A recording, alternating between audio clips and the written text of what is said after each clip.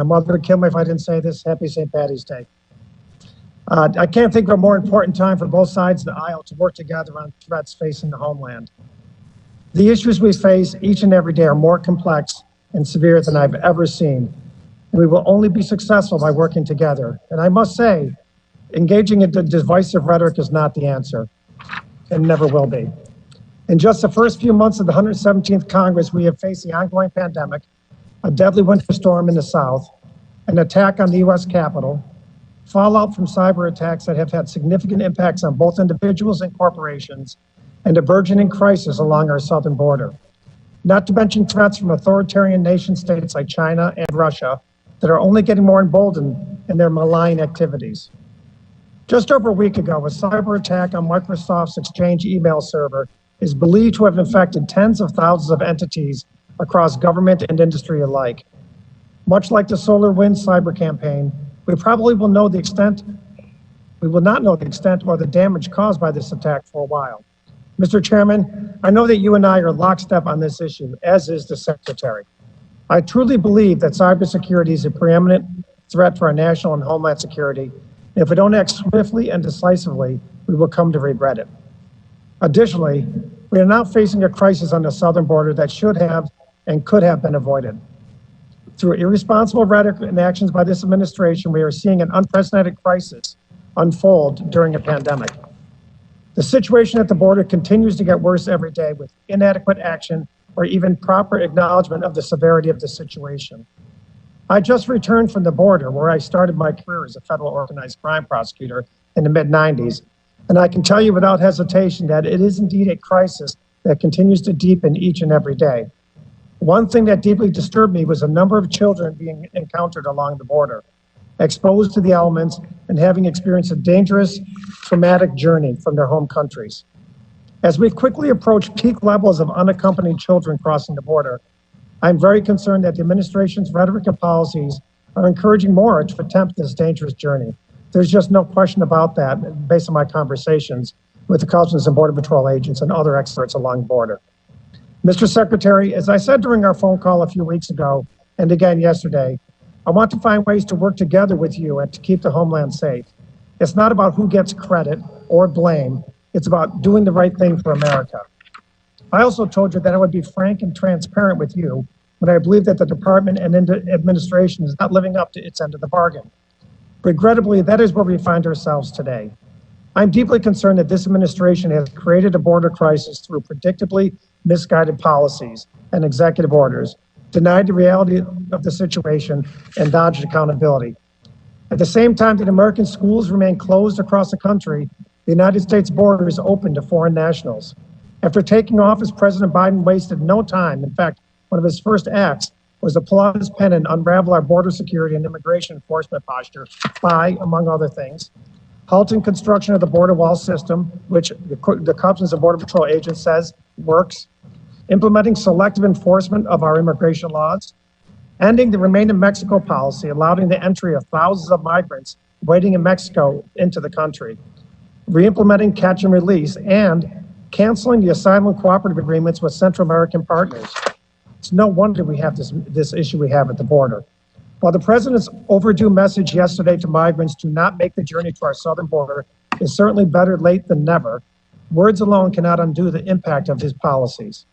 The statistics simply do not lie about the impact of these policies. In February 2021, Customs and Border Patrol encounters the highest number of migrants recorded in the month of February in over 7 years, 100,441 people, a whopping 173% increase compared to February 2020, a 163% increase in family units from January 2021, a 61% increase in unaccompanied children from January 2021. Customs and Border Patrol officials are projecting a peak of 13,000 unaccompanied children crossing the border per month by May, which would exceed unaccompanied children encounters at the height of the 2019 crisis. And just as an aside, at the Border Patrol facility that houses the unaccompanied children in El Paso, they're already over capacity, and we have more coming. Hundreds of Border Patrol agents are being diverted from interior drug checkpoints and the northern and coastal borders to respond to this surge. DHS has asked for volunteers to help manage the overwhelming number of migrants at the border. And FEMA has been taken away from, some members of FEMA have been taken away from dealing with the pandemic and vaccinating Americans to deal with the crisis. We are clearly in the midst of a humanitarian, security, and public health crisis that the administration refuses to acknowledge and is not being transparent about. This is also a crisis that has to be costing millions of dollars a day, and I expect more specificity from the department in the weeks ahead on the exact magnitude of this preventable financial burden.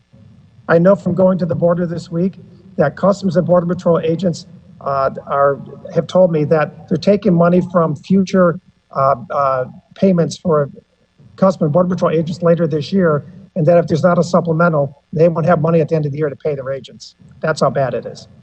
Mr. Secretary, going back to the beginning of my statement, I do not want to simply throw stones. I just don't. I would sincerely like to work with you and the administration on this issue and come to the table with solutions. Today, I would like to propose several measures the administration can take in short order to get this crisis under control. We can restart already appropriated wall funding. There is nothing more bipartisan than keeping our country safe, and the Customs and Border Patrol agents are screaming for this. And strong border security is part of that. We impose a Remain in Mexico policy, end catch and release, and protect Title 42 authorities. Listen to our frontline workers and continue to invest in more barriers, technology, access roads, and resources for personnel. And work with our foreign partners once again to prevent more migrants from reaching our border in the first place. And prioritize the need to test and vaccinate the frontline Customs and Border Patrol and the ICE workforce. Help me finalize legislation to follow a Homeland Security Advisory Council recommendation to create a trust fund for border surges so we can deal with them in a more timely manner. I sincerely hope that despite the rhetoric, the administration has taken this crisis seriously and that we can work together to find solutions that are good for the country. I really sincerely mean that, Mr. Chairman and Mr. Secretary. Mr. Chairman, I want to thank you again for holding this hearing. I look forward to the testimony of our witnesses, and with that, I yield back. Other members of the committee are reminded that under the committee rules, opening statements may be submitted for the record. Members are also reminded that the committee will operate according to the guidelines laid out by the chairman and ranking member in our February 3rd colloquy regarding remote procedures. Without objection, the witness's full statement will be inserted in the record. I now recognize Secretary Mayorkas for his opening statement. Thank you and good morning. Chairman Thompson, Ranking Member Katko, and distinguished members of the committee. Thank you for the invitation to join you today. At the very outset, I should recognize the tragic event that took place in the surrounding areas of Atlanta yesterday. Our thoughts and prayers are with the victims of that tragic event, those who lost their lives, as well as those who were injured. We are tracking that event very carefully.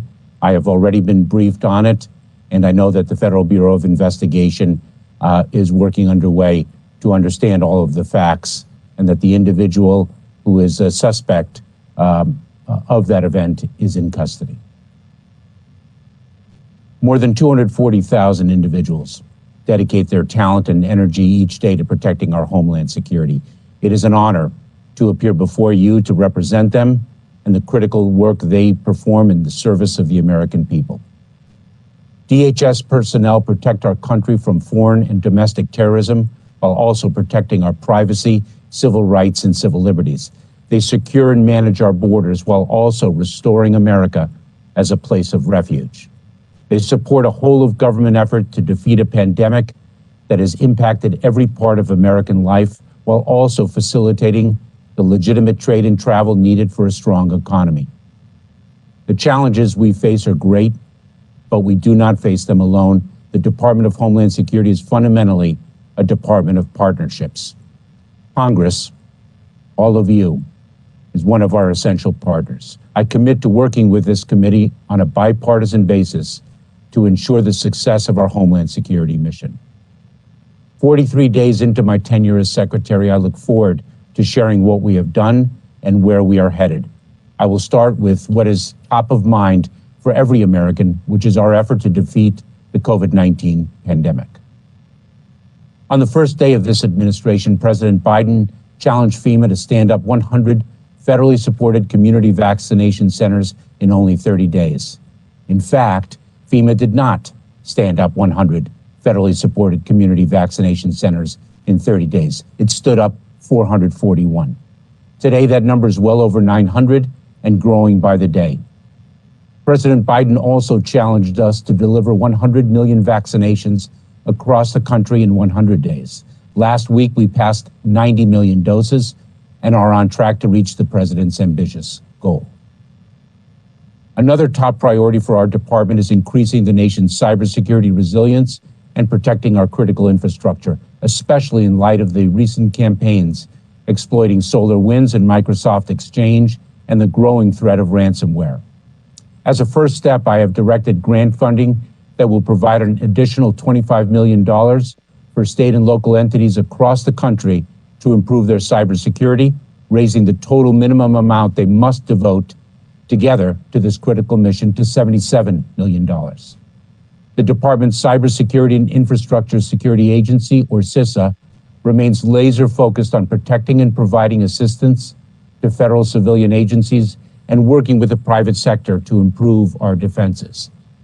Thank you very much to all of you for your leadership in recognizing the importance of this issue and for the $650 million you recently appropriated for CISA to enhance our ability to protect the nation against cyber attacks. As the United States approaches the 20th anniversary of 9/11, we face a threat landscape that has significantly evolved. While we remain vigilant about the threat of foreign terrorism, ideologically motivated domestic violent extremism now poses the most lethal and persistent terrorism-related threat to the homeland today. The January 6th attack on the U.S. Capitol and on American democracy is a searing example of this threat. With our federal partners and our own offices of intelligence and analysis, civil rights and civil liberties, and privacy, we are working to assess the linkage between extremists' exploitation of social media and their acts of violence. We are expanding our intelligence and information sharing capabilities, again consistent with privacy rights, civil rights, and civil liberties as part of a whole of government effort to combat domestic violent extremism. We are also equipping local communities with the tools to better address this threat. This year, and for the first time, I directed our Homeland Security grant programs to make domestic violent extremism a national priority area, requiring recipients to spend at least 7.5% of their grant awards on combating domestic violent extremism. Across the nation, this year, states and urban areas will spend at least $77 million to prevent, prepare for, protect against, and respond to acts of domestic violent extremism. There is, of course, a great deal of attention focused on the southwest border, where we are experiencing a surge of individuals attempting to cross the border. Most are single adults who are expelled within hours back to Mexico pursuant to the CDC's Public Health Authority.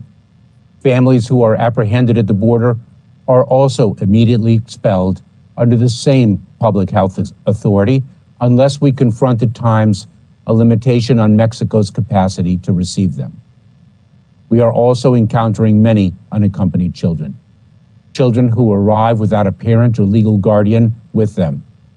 Their families made the heart-wrenching decision to send them on a journey across Mexico to provide them with a better, safer future.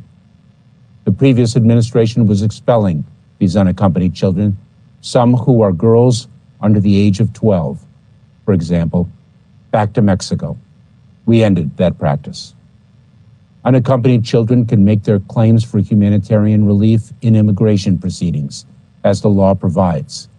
If it is determined that they do not have a valid claim, they will be returned in a safe manner.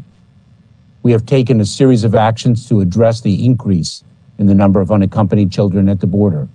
We have increased our capacity to hold the children until HHS can shelter them while it identifies and vets the children's sponsors. We are increasing HHS's capacity, and I directed FEMA to support this effort.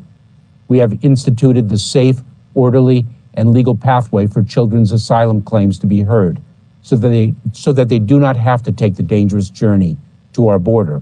That pathway, the Central American Minors Program, was torn down by the prior administration. These actions and more that we are taking are part of our plan to manage the arrival of individuals at our southwest border. The situation is undoubtedly difficult. We are working around the clock to manage it, and it will take time, but we will not waver in our commitment to succeed. That is our job. We will also not waver in our values and our principles as a nation. In the Department of Homeland Security, we can and we will tackle the many challenges we face while complying with our legal obligations and honoring our nation's values and principles. Thank you again for the opportunity to appear before you today and for your support of our department. I look forward to working with you and to taking your questions. Thank you. I thank the Secretary for his testimony.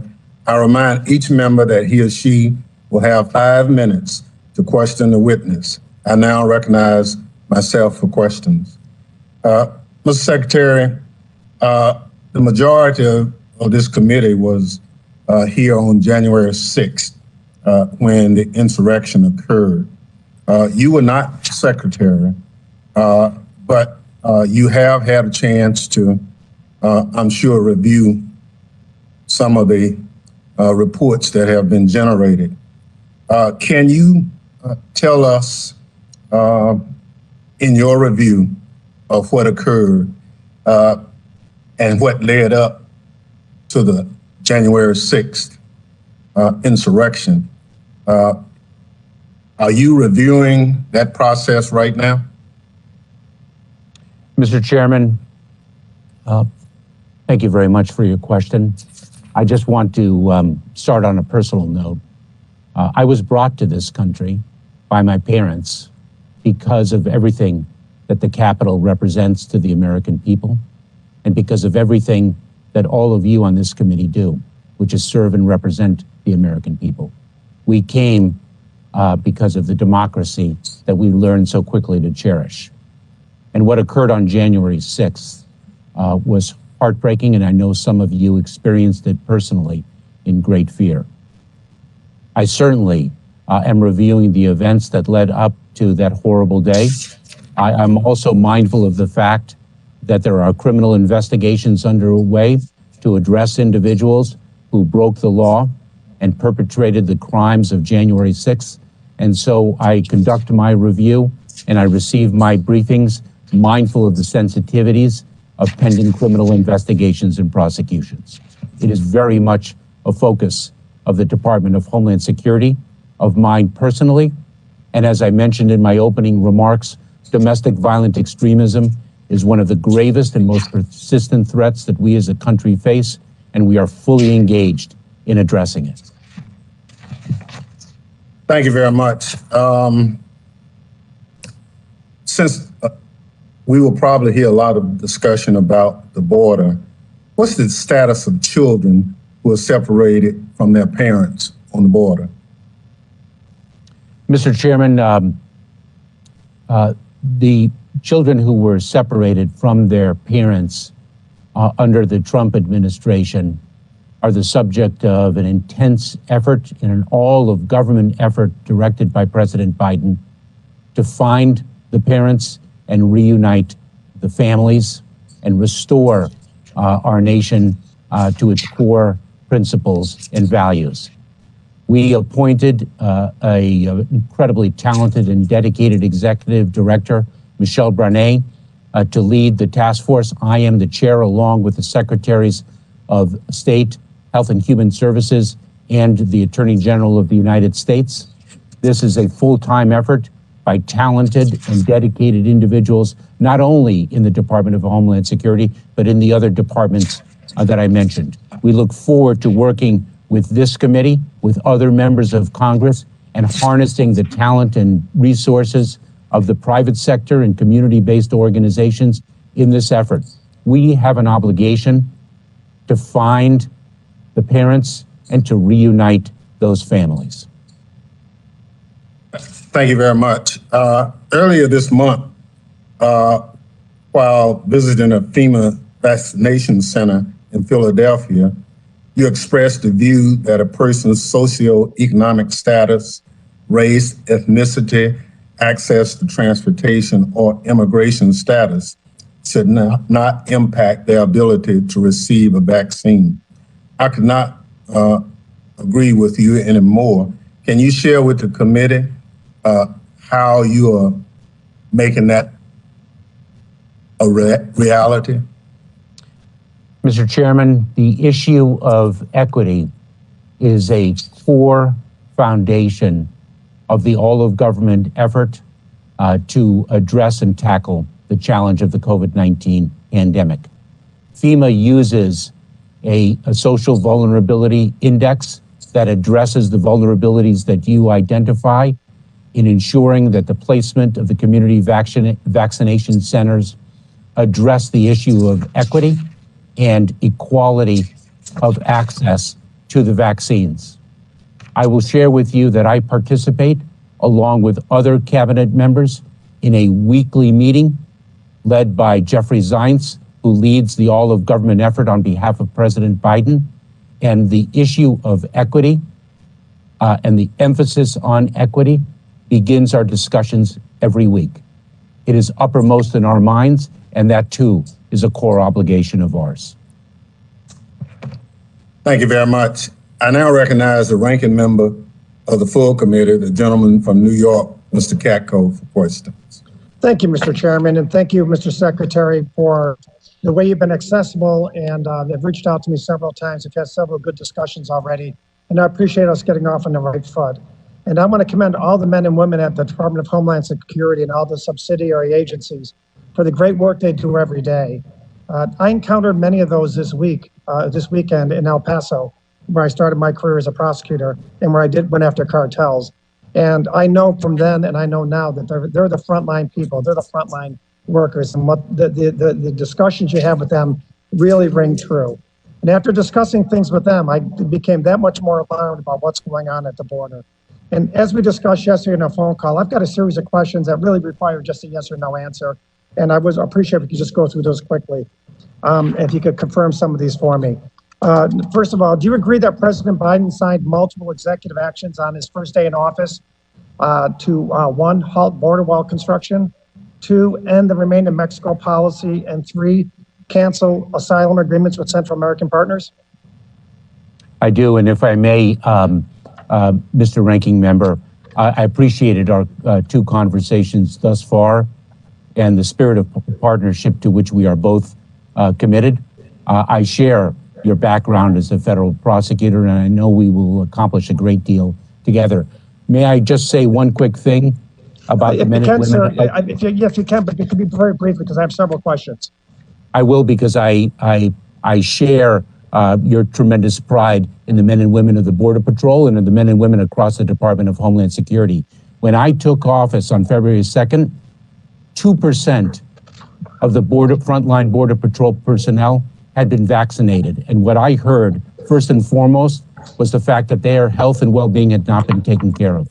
We launched Operation VOW, Vaccinate Our Workforce, and over 26% of the frontline personnel are now vaccinated. And I know Thank you, that Mr. Secretary. I don't mean to cut you you off, but I do have many questions. I do appreciate you taking care of the agents. That's very commendable. Also, do you agree that Customs and Border Patrol encountered protection encountered more than 100,000 individuals in February, which was a 173% increase from February 2020? Just yes or no? The numbers with respect to February of this year are accurate, Mr. Ranking Member. Thank you. And 2020 is not the... Can you confirm that Customs and Border Protection's Donna facility was recently at over 700% capacity? I don't have the precise figure. It was certainly over capacity, Mr. Ranking Member, and we are addressing that. Thank you. Can you confirm that Homeland Security has asked for volunteers to help manage the, quote, overwhelming, end quote, number of migrants at the border? I'm sorry, can you repeat the question, Mr. Ranking Member? Sure. Thank you. Can you confirm that Homeland Security has asked for volunteers to help manage the, quote, overwhelming, end quote, number of migrants at the border? We have certainly called upon the volunteer workforce to assist in managing the border, as we Thank have you. done before, and we have done in many circumstances to address the varied mission of the Department of Homeland Security. I'm Thank you, sir. extraordinarily proud of our Thank you. volunteers.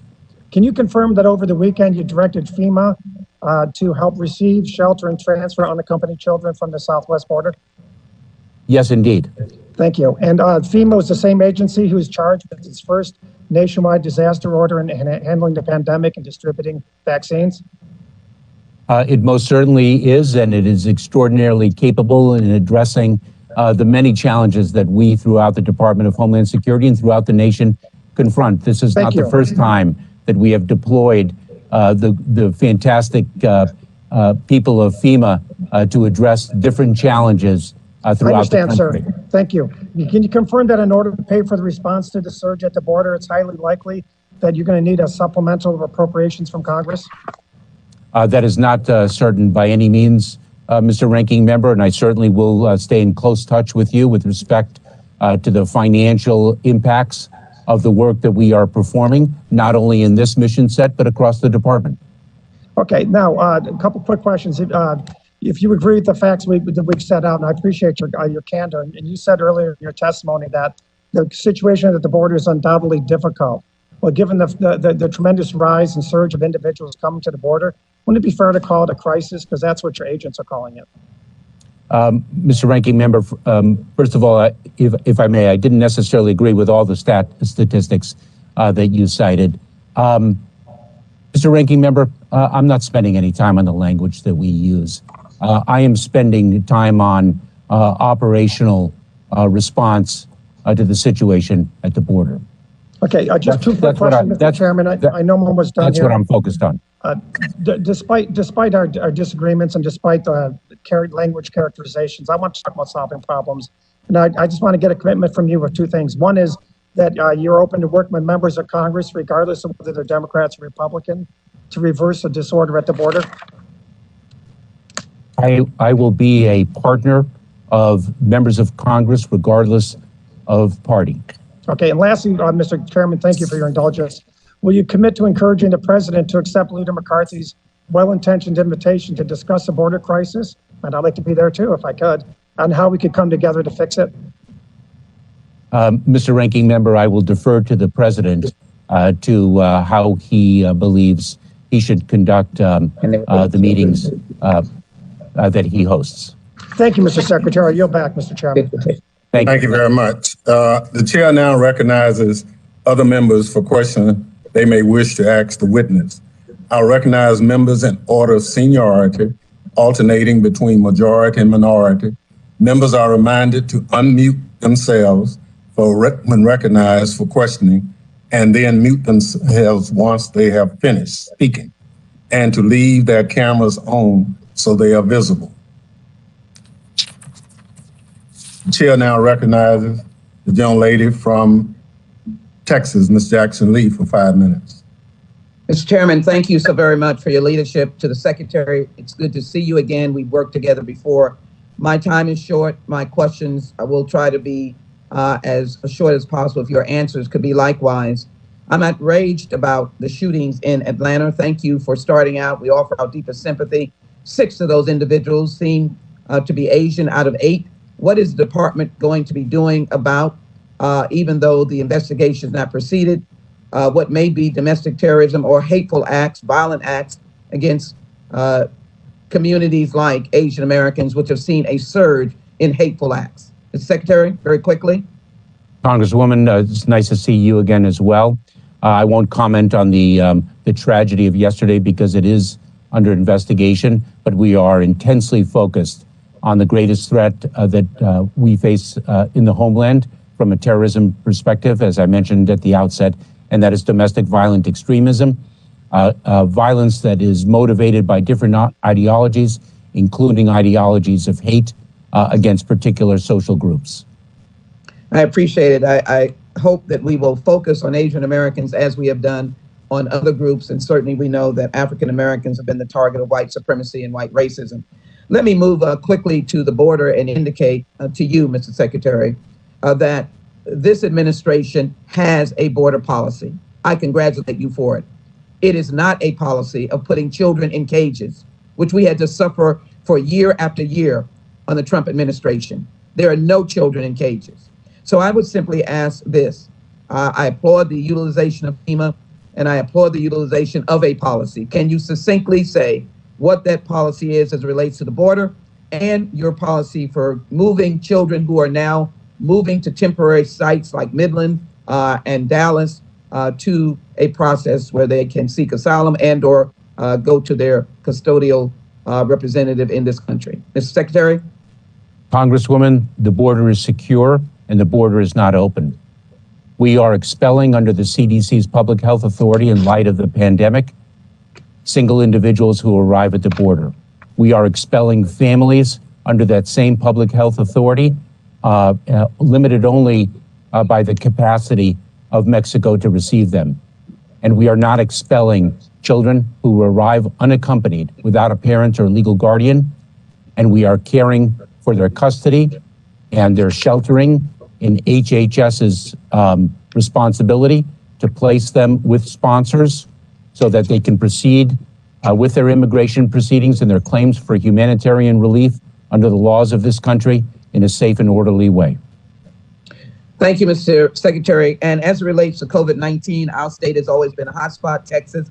Let me quickly cite legislation that I have, a COVID Delivery Act of 2020 and 2021. Just want to emphasize the value of FEMA. I want to acknowledge Tony Robinson, Region 6 Administrator, and the Texas Department of Emergency Management. They've been working beautifully. But I want to emphasize that I think FEMA can stand up and do more as relates to monitoring shipments. I think they can do more by establishing an app that would help working with HHS to sort of monitor the vaccines as they're coming forward. And so I just want to be able to work with you on ideas of how FEMA can be more effective in the COVID-19 fight. Would you work with me on that? I most certainly will, and I appreciate the recommendation and the request.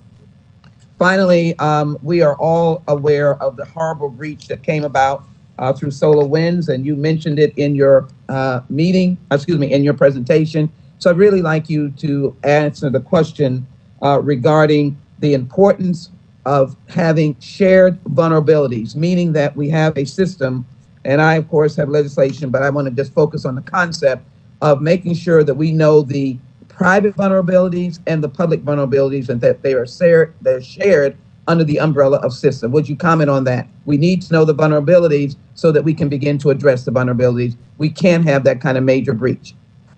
Congresswoman, thank you so much for that question, because it returns to a statement that I made at the very outset, and that is that the department is a department of partnerships. And the public-private partnership is especially important in enhancing our nation's cybersecurity.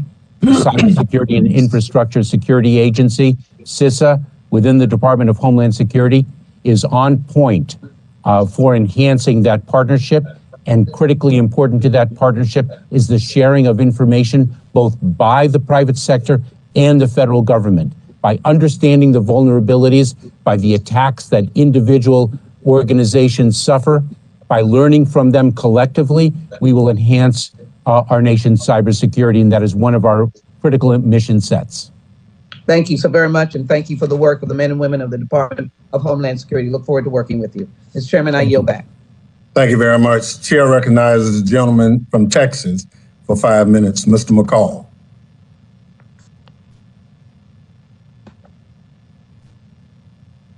On a recent confirmation. You know, you and I think, have seen this movie before. In 2014, when I was chairman of this committee and you were deputy secretary of DHS, Obama called the surge of migrants at the southern border a humanitarian crisis, and he was right. And today, we're seeing another surge at our southern border. We've both seen this movie before, and we know the plot, and we know the outcome. As chief of counterterrorism and national security for the U.S. Attorney in Texas, I learned that deterrence does work firsthand. In fact, Mr. Secretary, you were a federal prosecutor in a border state yourself. And I believe that words do matter. I know you mentioned that maybe the language doesn't matter. I think words do matter. I think you sent exactly the wrong message when you stated, quote, "We are not saying don't come, We are just saying, don't come now. That is not a message of deterrence. The Trump administration, in my judgment, did a masterful job in negotiating the Remain in Mexico policy and the asylum cooperative agreements with Central America. It was actually a foreign policy achievement, and it worked. Migrants would have to wait in Mexico for their asylum trial, and the border was under control. However, with the stroke of a pen on Inauguration Day by President Biden, these policies have been suddenly reversed and canceled. Cartels and traffickers see that the green light is on at our southern border, and the United States is open for business again. Again, the message is, come on in. Just like that, catch and release has returned as a policy of this nation. And so, Mr. Secretary, has the threat. Migrants are given a date to appear in court and suddenly disappear. The children are the victims, and the cartels are celebrating this victory. Sir, with all due respect, this administration has created this crisis by rescinding these agreements. And just yesterday, you said, quote, we are on pace to encounter more individuals on the southwest border than we have in the last 20 years. That is staggering. And I appreciate your honesty. I agree with you. It is going to be the most we've seen in 20 years. You may call that only a challenge, but I call that a crisis. So I must ask this question. Why in the world did this administration and President Biden basically shred the Trump administration's asylum agreements with Mexico and Central America? This administration's actions have had a direct cause and effect on this humanitarian and border crisis. What was this administration and the president thinking? Congressman, it's nice to see you again, and I'm very proud of the work that we did together when I was the deputy secretary and you were the chairman of this very esteemed committee. Sometimes the tools of deterrence defy values and principles for which we all stand. And one of those tools of deterrence that the Trump administration employed was deplorable and absolutely unacceptable. And if we want to speak of language, then let me speak of language. I will share with you how I define a crisis. A crisis is when a nation is willing to rip a 9-year-old child out of the hands of his or her parent and separate that family to deter future migration. That, to me, is a humanitarian crisis. And what the president has committed to, and what I am committed to and execute, is to ensure that we have an immigration system that works and that migration to our country is safe, orderly, and humane. And I will share with you, if I may, Congressman. I was against separation of families as well, but let me just say this. By rescinding these, I think, I'm now the Republican leader of the Foreign Affairs Committee, so I look at this also from a foreign policy standpoint. I think it was a blunder to rescind these agreements, which have created this exact problem and have put these children in jeopardy, and you're seeing the separation again. I think, what is happening down there, and you and I have been down there so many times, the kids, children, the babies down there, what a humanitarian crisis it is. I don't think it's a coincidence that on inaugural day, the president rescinded this foreign policy, and then all of a sudden, within February, we have hundreds of thousands of people coming in, and a projected million by the end of the year. Congressman, let me, if I may, make 2 points. One, in fact, we have seen migration surges before. 2019 was extraordinary, 2014, and before then. And the bottom line is, and this is something about which we all agree, the immigration system is broken, and it is in need of legislative reform. And the president presented a bill, and there are bills pending before the House, and hopefully this year, and I am confident and optimistic that we will actually begin once and for all to fix a system that If I everyone could recommend agrees is this, I know broken. my time's going to expire. Gentlemen's time, Remain the Mexico policy again. gentlemen's time has expired. Chair recognizes the gentleman from Rhode Island for 5 minutes, Mr. Langevin. Thank you, Mr. Chairman. I want to thank you for convening this this hearing. Mr. Secretary, happy St. Patrick's Day. Welcome before the committee, and I want to congratulate you on taking over as the Secretary of Homeland Security. I certainly look forward to working with you going forward. Secretary Mayorkas, I appreciate certainly my colleagues' concern about border security, though I have to say I wish they had raised them with the prior administration instead of focusing myopically on a wall. But I'm concerned that we're losing real sight of the real threat that we face. Physical borders aren't the only thing that we have to be concerned with. We've seen in the last several months some of the most pervasive cyber incidents in our nation's history. What's more, these incursions into our cyberspace are at the behest of our greatest adversaries, particularly China. So, Mr. Secretary, I want to start out by asking you how you view cyber threats that we face as a nation. Congressman, I want to thank you for your focus and your leadership on this important mission set. And as I mentioned before, I want to thank the committee for its support of our department and the infusion of much needed resources to CISA, Cybersecurity and Infrastructure Security Agency. This is one of my foremost urgent priorities for the very reason you articulate. The cyber threats that our country faces from nation state actors as well as individual actors cannot be overstated. The threat to critical infrastructure cannot be overstated, and we've seen that in a number of exploitations in recent months and over the past several years. We have incredibly dedicated and talented individuals who are focused on it. The president has identified this as well as a critical mission set, and Ann Neuberger is an extraordinary appointment as the Deputy National Security Advisor focused on cybersecurity. This, too, is an all-of-government effort. Thank you, Secretary, and I'm glad you touched on critical infrastructure. I'm a big proponent of the Cybersecurity and Infrastructure Security Agency's work on risk analysis. In fact, I authored a provision in last year's NDAA codifying responsibilities of sector risk management agencies to support that work.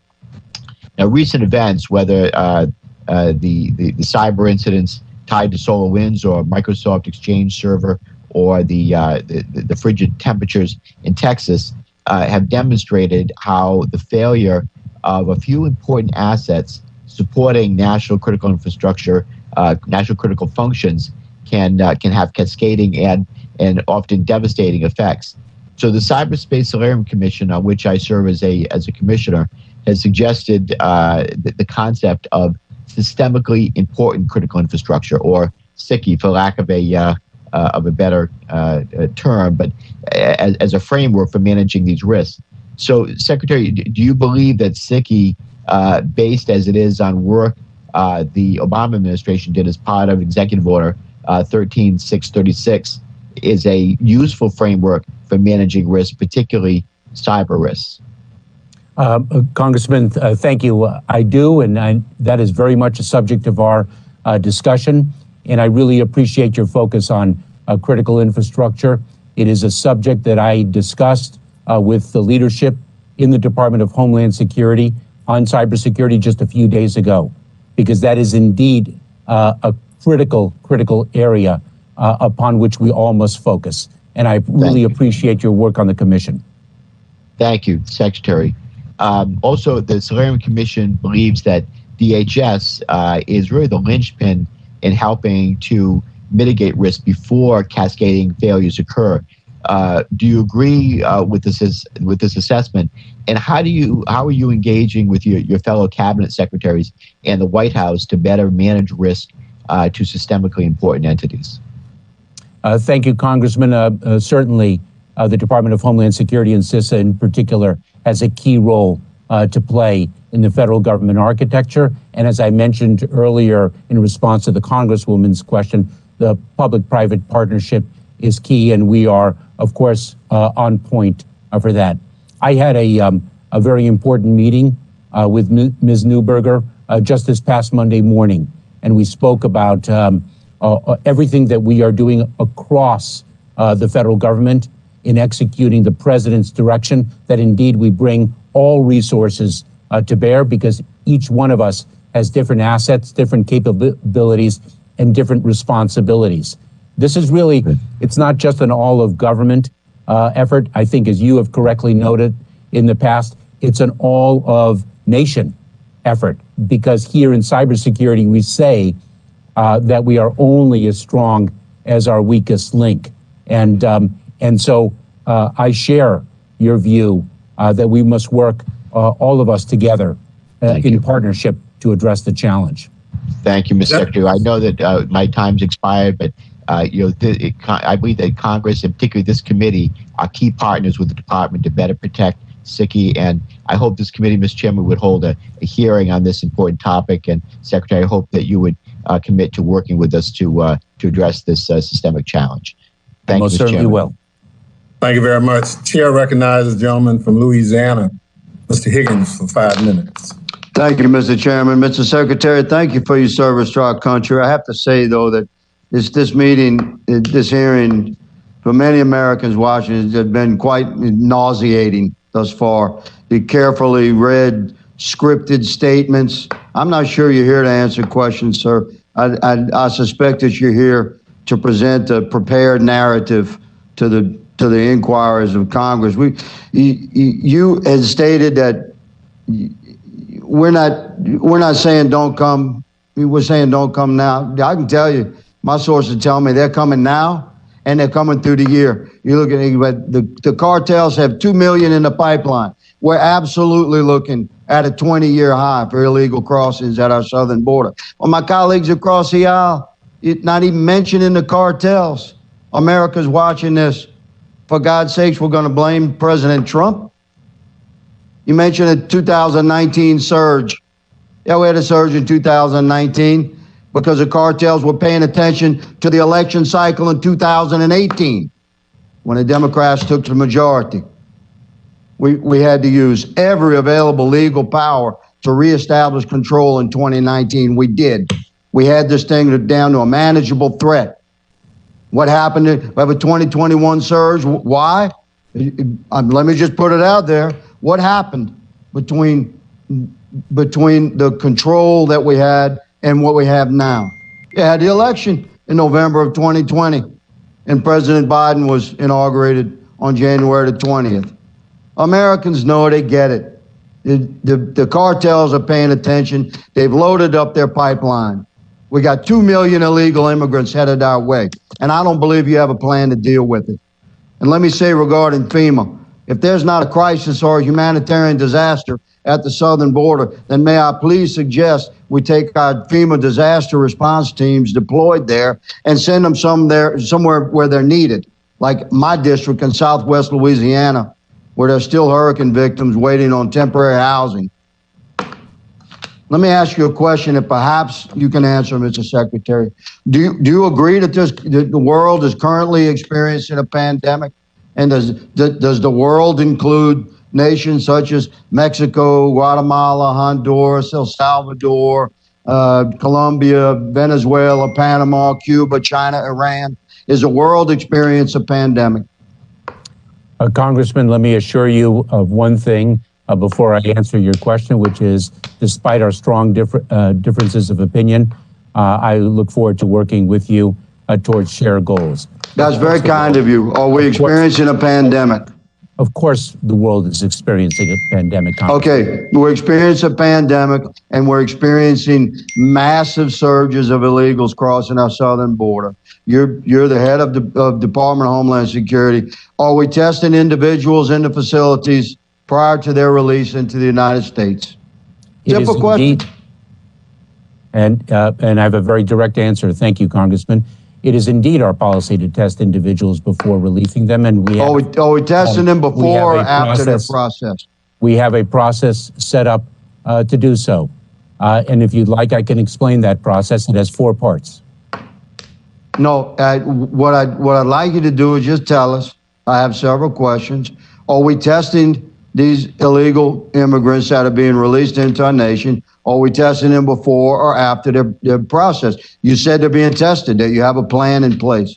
We most certainly do. There are 4 ways in which we accomplish the testing. Okay, you're welcome to submit that in writing. I'm reclaiming my time. To me, I think the American people are witnessing a question dodged. The bottom line is illegal immigrants are being processed at the border and released into our nation that have either not been tested or tested positive for COVID. I don't think I'm going to get a straight answer from you. I have another simple question. Do you believe that the policies initiated by President Biden since his inauguration have impacted the issues on the southern border and increased illegal crossing? Do you believe the cartels were paying attention all last year when then candidate Biden was messaging that he was going to weaken the law enforcement mission, provide some kind of a path towards amnesty or citizenship, process when the illegal crossings in a manner that was more conducive to their reception in the United States? He messaged that again and again and again. Do you think the cartels heard that? Do you think that maybe had something to do with what we're dealing with right now? Congressman, I share a background with Ranking Member Katko and Congressman McCall. My goodness gracious. I'm not going to get a yes or no out of you. You know what I'm going to do? I'm going to submit my questions in writing because you're not here to answer hard questions, sir. You're here to repeat narratives that's been prepared by staff and attorneys. And I don't appreciate you dodging these questions. Mr. Chairman, I'm going to yield my time and submit my questions officially in writing to the Secretary, and I'm going to expect them to be answered. And if they're not, we're going to make some noise. I yield. Gentleman's time has expired. Chair recognizes gentleman from New Jersey, Mr. Payne. Thank you, Mr. Chairman. I believe that when a witness is before us, he should be given the opportunity to answer the question and not shout it over.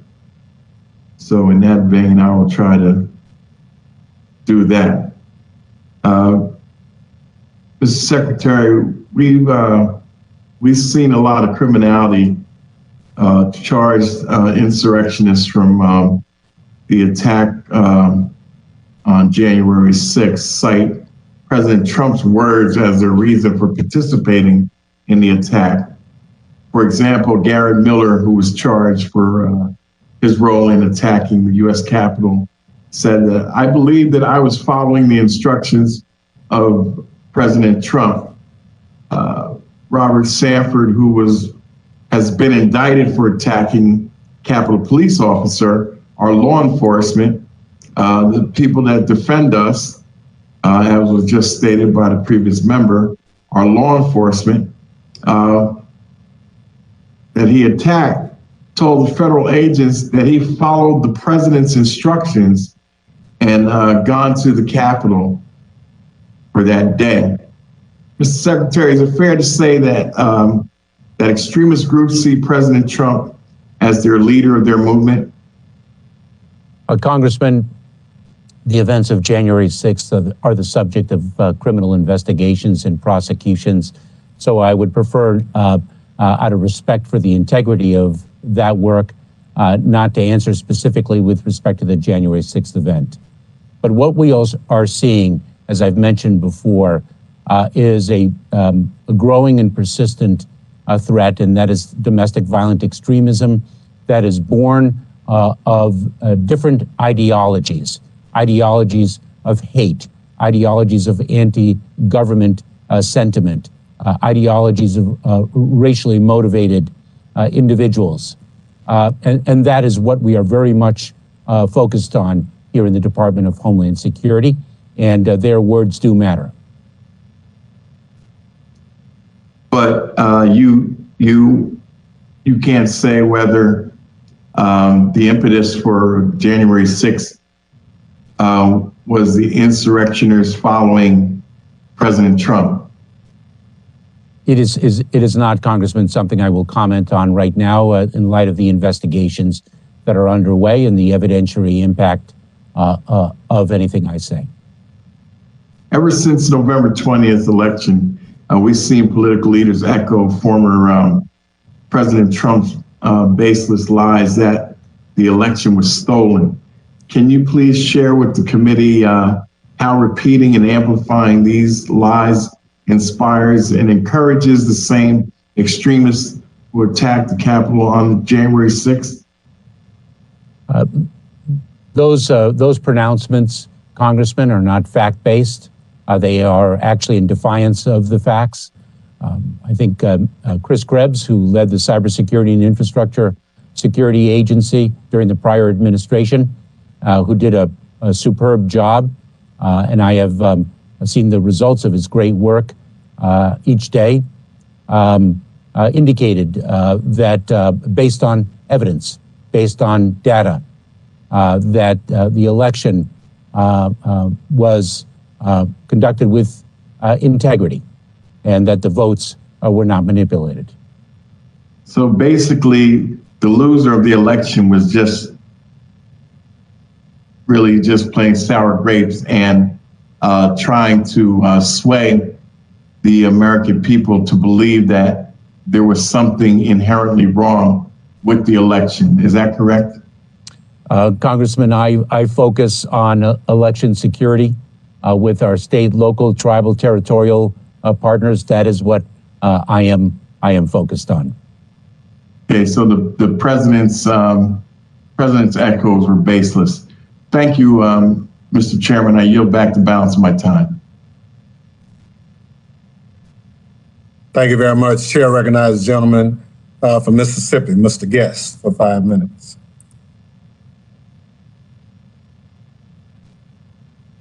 Unmute yourself.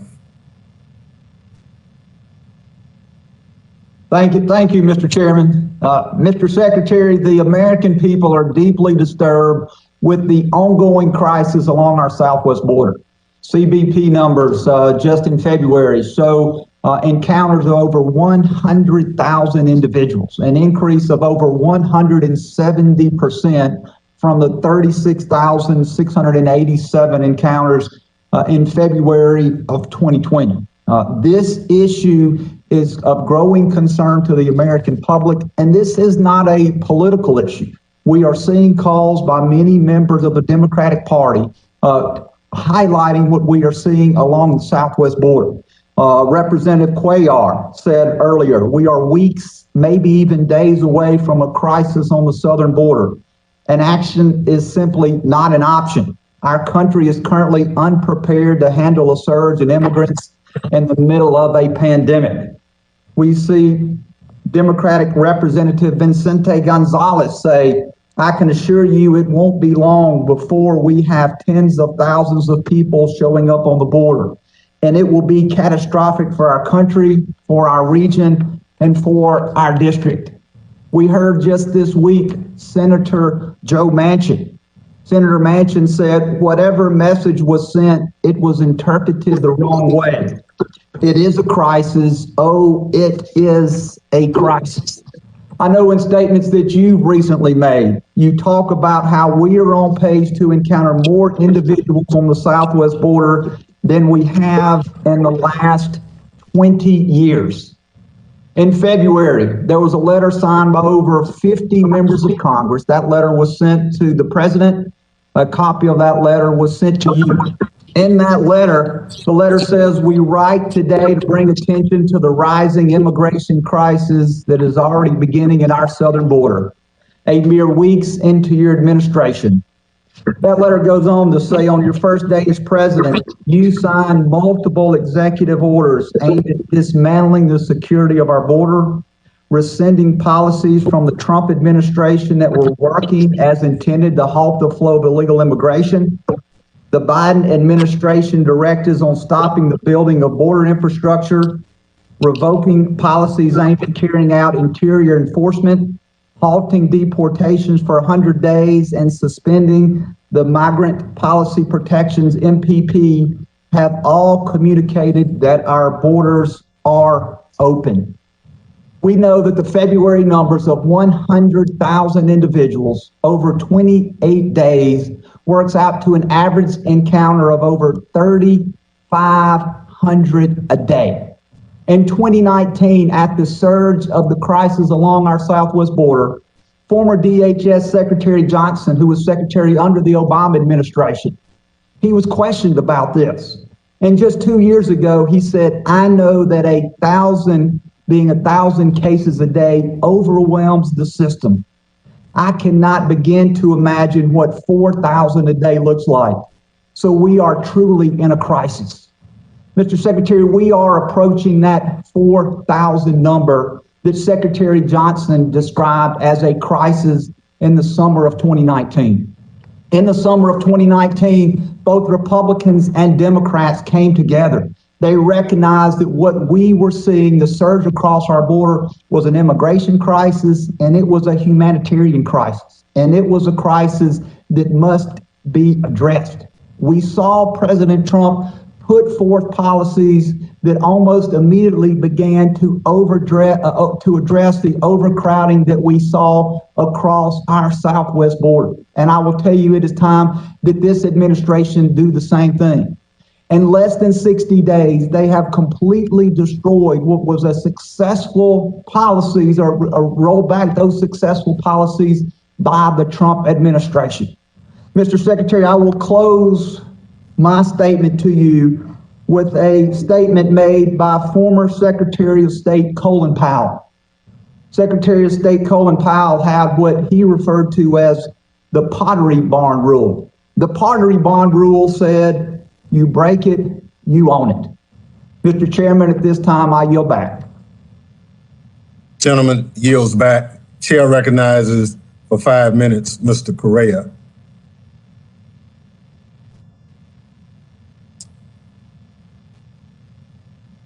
Unmute yourself, Mr. Correa. Can you hear me okay? Yes. Thank you, Mr. Chairman, for this hearing, and Mr. Secretary, welcome.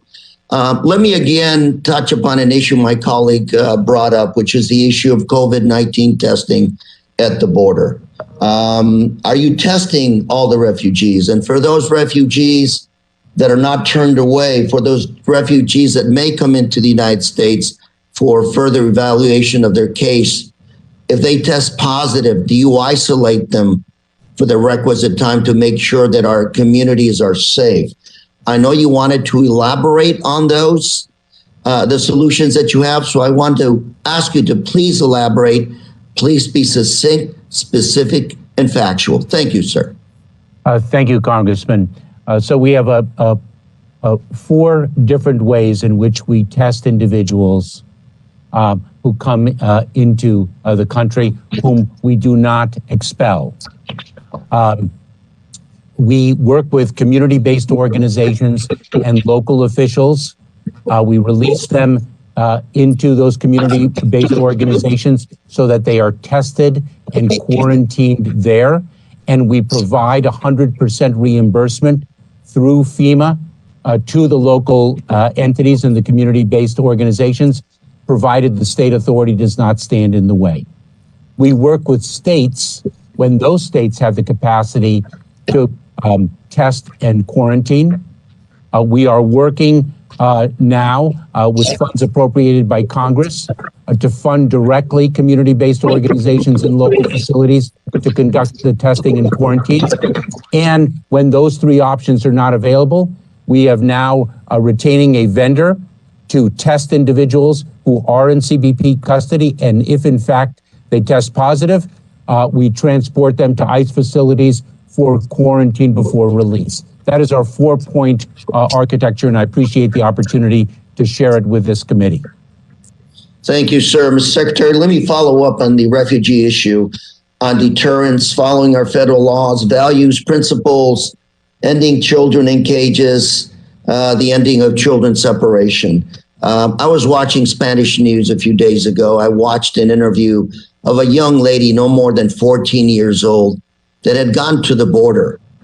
She was stating that she had gotten raped by 7 men before she got to the U.S. border. And we talk about deterrence And I can only imagine the drivers that push immigration north, the dangers at home, the hunger. So my question to you is, when are we going to start? What are the long-term solutions to this problem? All of us agree this thing didn't happen 1 year, 2 years. It's been going on for a long time, more than a decade, 2 decades. What are the long-term solutions? When are we going to implement them? Thank you, sir. Congressman, thank you very much. And I think that Jorge Ramos put it very powerfully on Univision, because I too listen to Spanish language television and radio, when he said that sometimes hunger is stronger than fear. There are 2 long-term solutions, both of which the president has acted upon, one of which is immediately before us, and that is to finally fix the immigration system in this country. The second is to address the root causes in the countries from which these individuals are fleeing, and specifically the Northern Triangle countries of Guatemala, Honduras, and El Salvador. We began to invest in those countries and address the root causes, and that funding was discontinued during the Trump administration, and the president is committed to restarting that critical element of an overarching approach to our border and the issues of migration that have challenged our nation for so many years. Thank you very much, sir. Mr. Chair, I yield. Gentleman yields. Chair recognizes gentleman from North Carolina for 5 minutes, Mr. Bishop. Thank you, Mr. Chairman. Thank you, Mr. Secretary, for your appearance. Others have made reference to your March 1 statement. Quote, "We are not saying don't come, we are saying don't come now." And I'd add to that in an ABC News interview that day, you refused the suggestion to say do not come, period. President Biden has said, don't come, we're in the process of getting set up. And answering Mr. McCall, you spoke of the price of deterrence. And Mr. Secretary, are you prepared to say right now that it is wrong for people to enter the United States illegally? Of course I am. So it's wrong to break the law, right? Of course it is. And so but there we can also, never be if a I may, right Congressman, time to do I'm that, sorry. or to incite migrants to do that. Am I right, sir? Congressman, of course it is wrong to break the law, and I dedicated 12 years of my career to prosecute lawbreakers. Mr. Secretary, Congressman, I didn't ask for elaboration. Here's the question that I last asked you, because you answered the question. My question is, so there can never be a right time to enter the country illegally or to incite migrants to do that. Isn't that correct? Congressman, if I may speak of the law to which you refer, because our country has... I didn't ask you to explain the law, sir. I just asked you whether or not would you wrong. Mr. Bishop, we allow the Secretary to answer your question. He's not answering my question, Mr. Chairman. He wants to go. I don't want you to debate him. I'm not trying to debate him. I just wanted to answer my question. Well, if I may, let me put the question again, and then we'll see if I can get an answer to my question.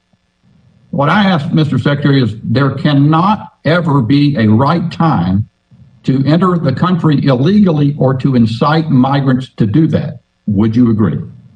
A claim of asylum, an individual fleeing persecution by reason of his or her membership in a particular social group. A claim of asylum is a claim that is recognized by law in the United States of America. And an individual who makes a claim of asylum is not breaking the law by doing so. And in fact, as a law enforcement officer, I enforce the laws of accountability as well as the humanitarian laws that Congress passed. All right, sir.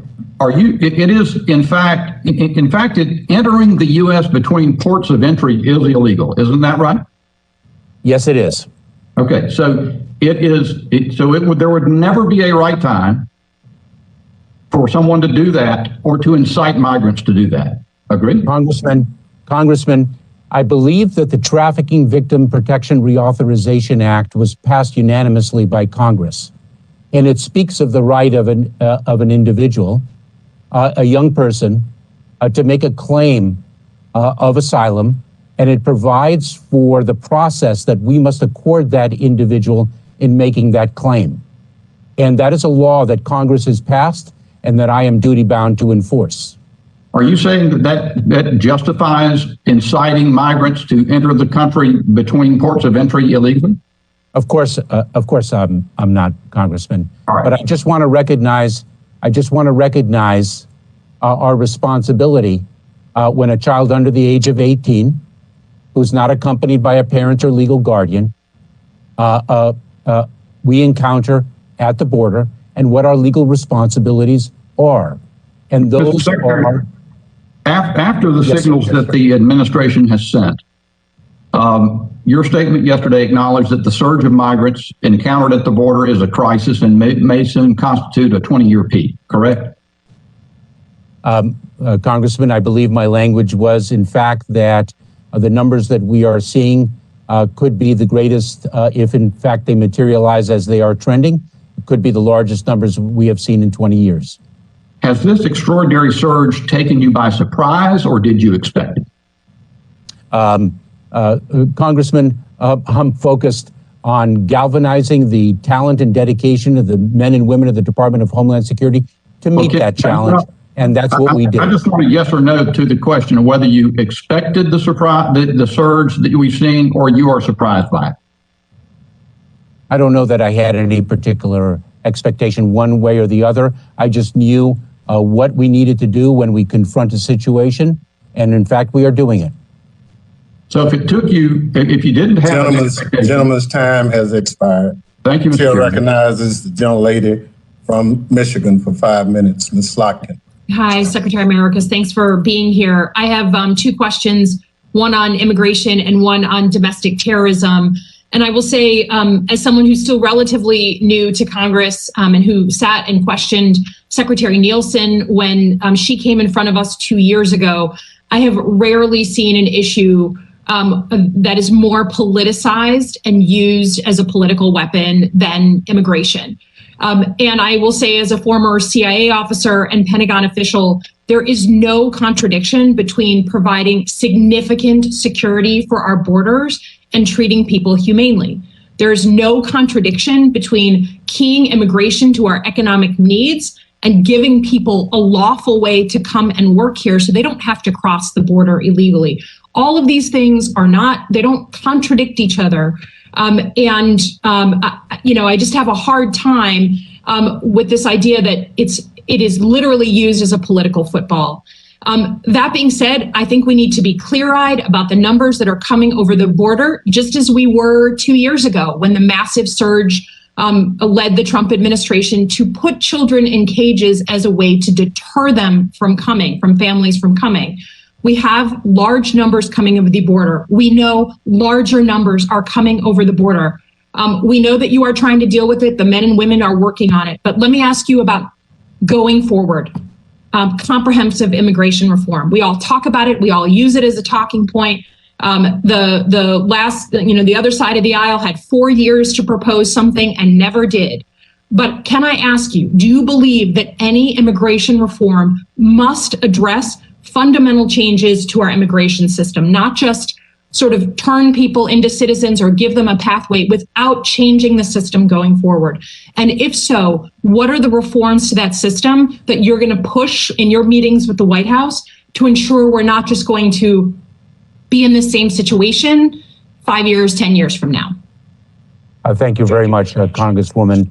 I do believe in immigration reform and always have, and I think everyone agrees with the need for it. I believe that the president put forward on day one a bill that set forth a vision to achieve exactly that which you speak of, which is fundamental reform to a system that we all know is broken. I know that there are critical elements of that bill that are before the House and upon which the House will soon vote. And I think they strike at some of the core needs, the core fixes that the immigration system requires to move us forward in a better way. Okay.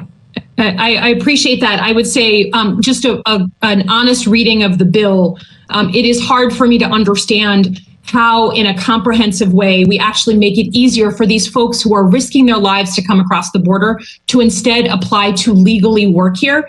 And it is hard for me to understand how some of our businesses, our farm workers, our tourism industries are going to actually have an easier time getting legal immigrants to come work here. That's what we all want. And I would just ask you to make sure that any bill that comes across, any final bill, actually shows us how the system is going to reform, not just temporarily change. On the issue of domestic terrorism, your entire department was created because of the attack on our homeland on 9/11. The department wouldn't exist without that. Can you tell me today on the issue of domestic terrorism?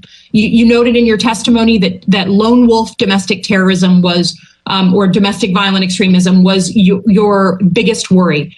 Are you currently more worried about domestic violent extremist lone wolves than you are about foreign terrorist lone wolves? Congresswoman, the threat picture evolves, as you well know, given your past experience in the intelligence community. The threat picture is an evolving one. It's a very dynamic threat. When I started in the Department of Homeland Security back in 2000, I just have very little time. I'm sorry, Mr. Secretary. Yeah, I think people deserve to understand the order of magnitude of this threat. It is right now, forgive me, Congresswoman, right now, at this point in time, domestic violent extremism, the lone wolf, the loose affiliation of individuals following ideologies of hate and other ideologies of extremism that are willing and able to take those ideologies and execute on them in unlawful, illegal, violent ways is our greatest threat in the homeland right now. Thank you. Thank you, Mr. Chairman. Thank you. Gentlelady's time has expired. Chair recognizes gentleman from New Jersey, Mr. Van Drew, for 5 minutes. Thank you, Chairman. You know, there's an old saying, it isn't rocket science. Well, some of this isn't rocket science, and it's so obvious. I mean, quite frankly, 2 months ago, we didn't have problems. We had some problems, but they were certainly greatly diminished over time. And we had agreements with Mexico. We had agreements with other countries. And we were able to make a very terrible situation much, much better and much safer. The increase in the flow of undocumented has been huge. The numbers are staggering. So for anybody to say that we're not dealing with a crisis, and by the way, it's just a matter of 2 months. I guess it's amazing how much, when you change leadership, how much change can really occur. And sometimes, quite frankly, it's not good change. Single adult and family unit apprehensions have been increasing steadily since January 20th. Under the previous administration, Customs and Border Protection saw fewer than 1,000 family units per week attempt to enter our country illegally. Now, under President Biden's leadership, it's overwhelmed. CBP is overwhelmed. They're dealing with 6,000 attempted family crossings per week. Mr. Secretary, don't tell me this isn't a crisis. It is. Folks may not want to admit it. They may not want to say that we've had a radical change in literally about 8 weeks, but we have. And we've put a different message out. And when you put a different message out, you get a different result. Currently, the Department of Homeland Security does not have a comprehensive strategy to contain the spread of COVID-19 that we're so worried about, and it's occurring through the release of migrants at the border. Additionally, many are not even being tested for COVID-19 while being released, which is mind-boggling with all the time and work we've spent on this. The situation is not acceptable. The situation is not sustainable. We are a nation of the rule of law, which demands strong borders. And the previous speaker was right. With strong borders, then you can actually attempt to straighten out, to fix this immigration problem. But when you just have people pouring in, you can't. So my question is, your department's releasing thousands of migrants from CBP custody on their own recognizance, with a notice to appear. You say there's a plan to test everyone, but senior officials from the departments told us in a briefing last week that you were not testing everyone in CBP custody and have no ability to quarantine people who test positive. So this is mind-boggling when we've been so worried about this issue of COVID, and now what we're doing, we literally are going to create possibly another spike. We have heard from government officials along the border that people are not being tested for COVID-19 prior to their release. And people who are positive for COVID-19 are entering our public transportation systems. This is serious stuff. Besides the fact that we're not obeying the rule of law, besides the fact that people are just pouring into our borders, we're going to make people sick. I would like to know specifically how many people have been released on their own recognizance from CBP since January 20th, 21. Will you commit to sharing those numbers on a weekly basis with this committee? Yes or no? Congressman, I will share the data with you, and I very much look forward to speaking with you when we're not so limited in time, because I disagree with so many of the statements that preceded your question. Well, Mr. Chairman, I understand that, and maybe we will have that opportunity. I disagree with you disagreeing. How's that? Because all I know is I'm a simple guy. I look at 2 months ago and we had a certain situation, we were under control, and I look now with people crossing the border illegally in much larger numbers with shirts with our president's name on it. That means something under anybody's standard. Of those released, how many have been COVID-19 tested and how many have not? That's a specific number. Interestingly, Congressman, if we look at the 2019 numbers in February, we take a look at unaccompanied children, and the numbers in 2021 are slightly greater than they were in February of 2019. If we look at individuals and family units, the numbers were far greater in number in 2019 than they are in 2021. So it's a complex issue, and those of us who have studied migration for many years understand the episodic surges that can occur. And we used to think that it was seasonal, and now our thinking is a bit different. And I very much look forward to speaking with you about it. Well, thank you, as I do you. How many have... Gentleman's time has expired. Chair recognizes. Thank you, Chairman.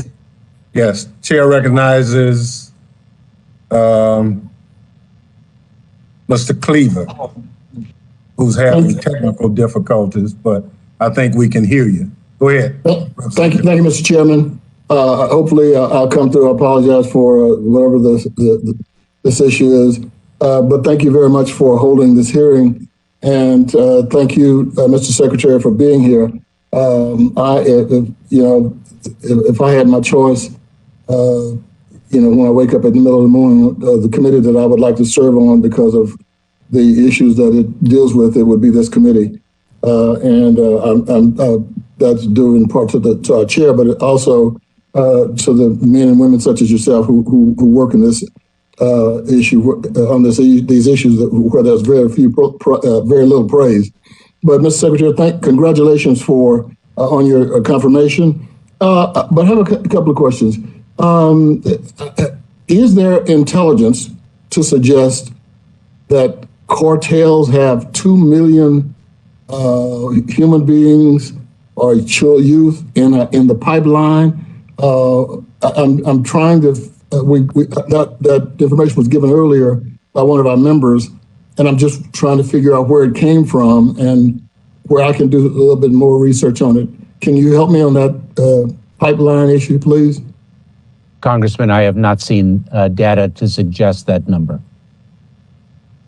I haven't either, and from the time I heard it today, I started going through everything I could find, and I can't find that number. My issue, you can't solve this, and it's I don't think Chairman Thompson can solve it either. It's a national issue we have, and I don't know how it surfaced, but that number will continue to encircle the Americas as a fact, and I can't find the fact, the source of the fact, and so I'm sitting here writing a note to you, asking if you could help, and you're saying you don't know the source of that information. I've never seen a figure like that. I don't know of its basis, and I don't know of any reason to believe that that data that apparently was just expressed this morning is anywhere close to being true. I will say also, Congressman, if I may, because there have been statements made that we don't have a plan, and I haven't had an opportunity to respond to that. That's unequivocally false. Of course we have a plan. We have a short-term plan, we have a medium-term plan, and we have a long-term plan, and we're executing on all fronts. And to address the situation at the border that is upon us right now takes time. And we are working around the clock to do it. And this is what we do, and we will succeed. I believe in the men and women of the Department of Homeland Security, and I believe in our commitment, our capabilities, and we will get the challenge tackled. Thank you, Secretary. My time is running out, but I wanted to ask you, so I guess the cartels are not sending out a press release saying, telling how many people they have in the pipeline. You don't have to answer that. But I mean, that gave me my headache for today. The other one is, do you have any idea about the youngest individual who have come into our custody from south of the border? There are children, Congressman, who are infants to the age of 5 that come into the border. I confronted a situation of 3 young siblings under the ages of 10, the youngest one being 2 years of age, whose mother didn't make it along the dangerous journey. And that's why we communicate as we do, not to take that dangerous journey, as we build legal pathways that the law provides for people to seek humanitarian relief in our nation. Thank you. I think, has my time run out yet? If not, my question was, this word Antifa, I've been looking it up. It goes all the way back to Spain, and it was actually began to be used during the reign of Hitler, fascism in Germany. It was an opposition to fascism. Until Monday, until January, I didn't know Antifa from my Aunt Edna. That's my grandfather's sister down in Waxahachie, Texas. So at first I thought it was a relative or something, but what is Antifa? Is it an organization, or is it an individual? What is it? I mean, I hear it every day from everyone on one side. Antifa is an abbreviation, if you will, for anti-fascist. Congressman, there are different ideologies of extremism that we are focused on to the extent that they manifest themselves in illegal conduct, to the extent that they manifest themselves in violent acts. As I mentioned before, domestic violent extremism is one of our most urgent threats to the homeland. Thank you, Mr. Secretary. Thank you, Mr. Chairman. Gentleman's time has expired. Chair recognizes gentleman from South Carolina, Mr. Norman, for 5 minutes. Thank you. Mr. Secretary, I've got two brief questions. When an alien crosses a line into America on his own, didn't go through any checkpoint, is he deemed an illegal? It is an illegal crossing when an individual crosses in between the ports of entry. Is he sent back to his country of origin? Are you speaking of right now, if it's a single adult, the individual is expelled under the authority of Title 42 of the United States Code, which is the CDC's public health authority. So he's illegal and he's sent back to the country that he's from. The individual has made an illegal crossing and he is expelled into Mexico, Congressman. Okay. Secondly, what is the number of illegals that are testing positive for COVID according to your records? Congressman, I would be pleased to provide you with that data subsequent to the hearing. I don't have the figure before me, and I apologize. Okay. The other thing, it's been reported you're going to be meeting, giving a briefing with the Congressional Hispanic Caucus. Is that true? I believe that is this afternoon, Congressman. Okay. Will you give the Republican Caucus or the RSC or the Freedom Caucus a meeting as well? Absolutely, Congressman. I have committed from day one to approach my work and execute my responsibilities in a bipartisan manner. Okay. I'm going to yield 1 minute to Ranking Member Katko. Thank you very much. And Mr. Secretary, I just want to have a point of clarification. We were in El Paso this weekend, and we were at the Customs and Border Protection facility there. There was 1,000 people there, was at capacity. And I was told specifically by your staff there that they did not test any of those 1,000 individuals. Excuse me, I'm sorry about the video issue. They did not test any of those 1,000 individuals at that facility. And that was a concern to me because they were all close together and the Border Patrol agents had not all been vaccinated. In fact, less than half have been vaccinated. And then they are transferred elsewhere. And so the time when they're in that facility, they are not vaccinated. I mean, they're not tested or vaccinated, and then they're sent to another place. Are you saying that maybe tested when at another place? Because they're certainly not being tested down. I want to make sure the record's clear on that. Your question, if I may, Congressman, has two parts to it.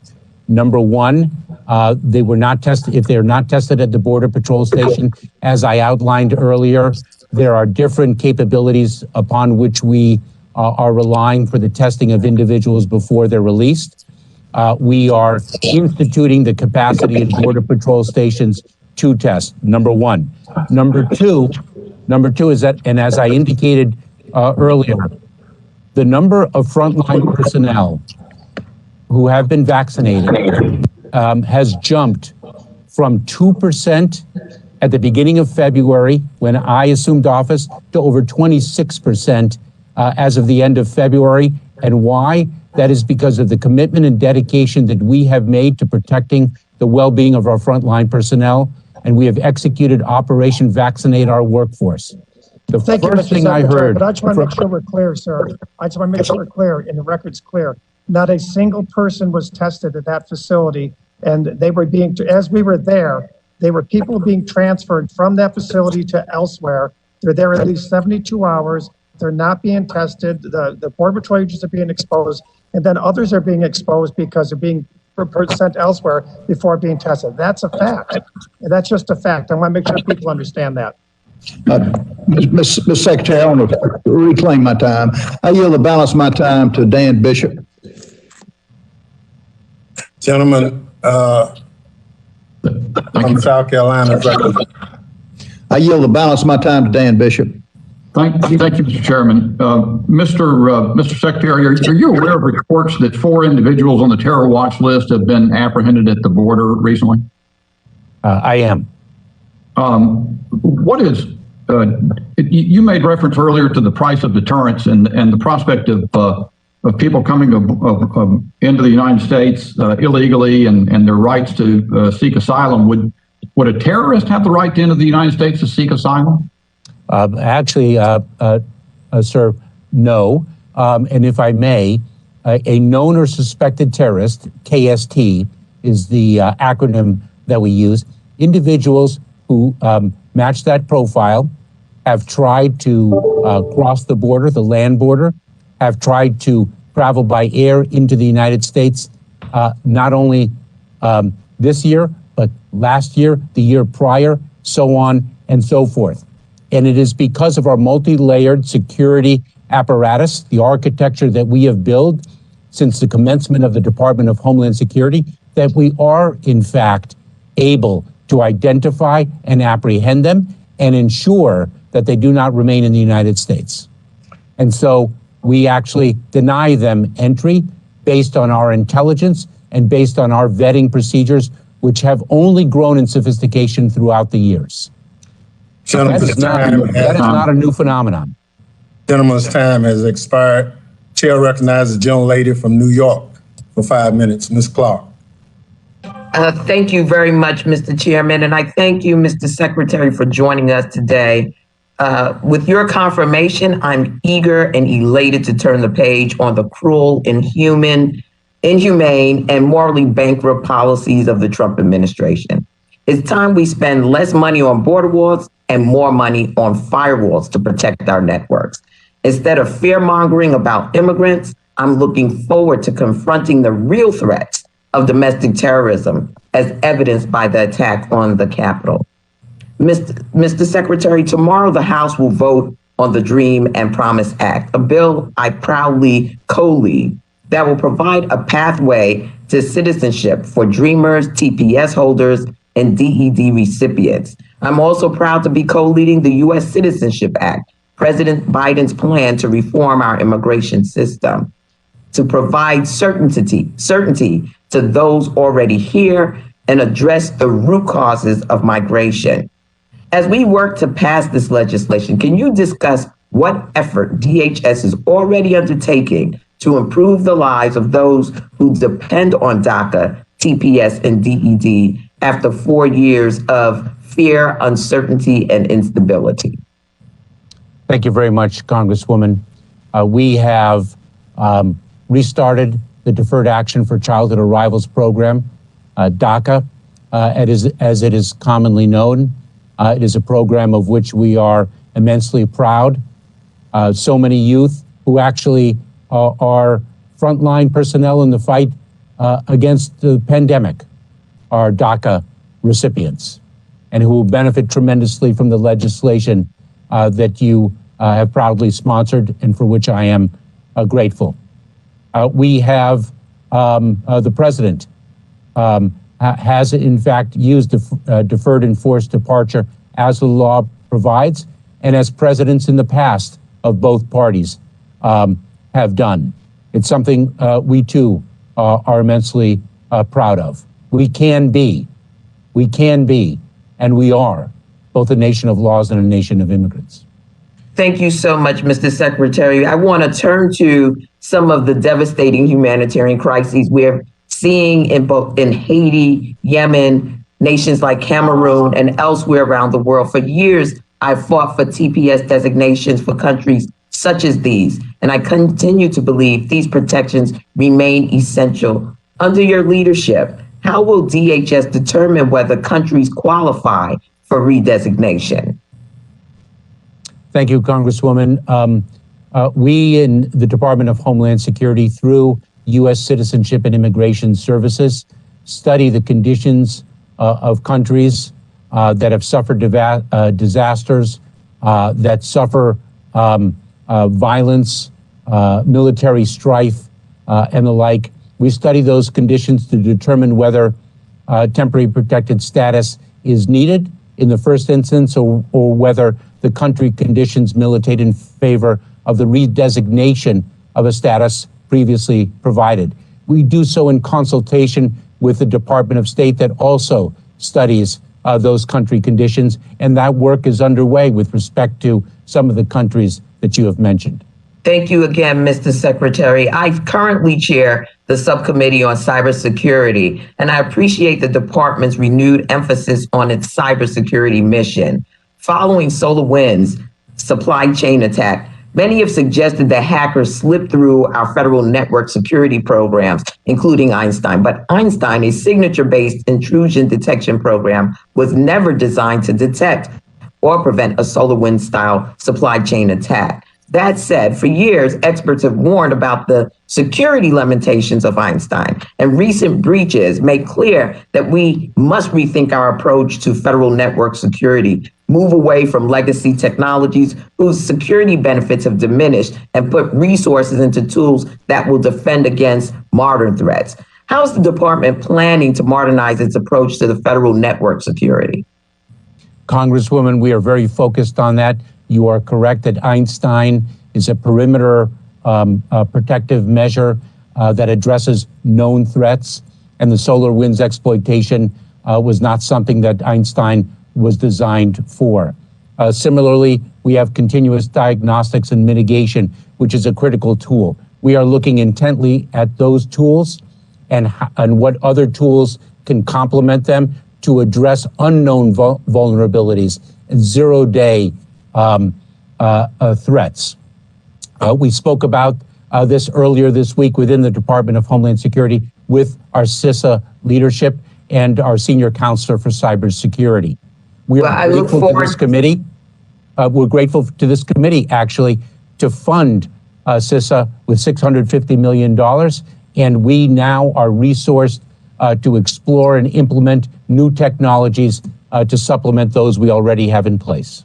Well, my time has expired. I look forward to further conversation with you within this space, and I yield back, Mr. Chairman. Thank you. Gentlelady yields back. Chair recognizes gentlelady from Michigan, Iowa, Ms. Miller Meeks, for 5 minutes. Thank you, Mr. Chair, and thank you, Senator Mayorkas. Secretary Mayorkas, I am a former director of the Iowa Department of Public Health and a physician.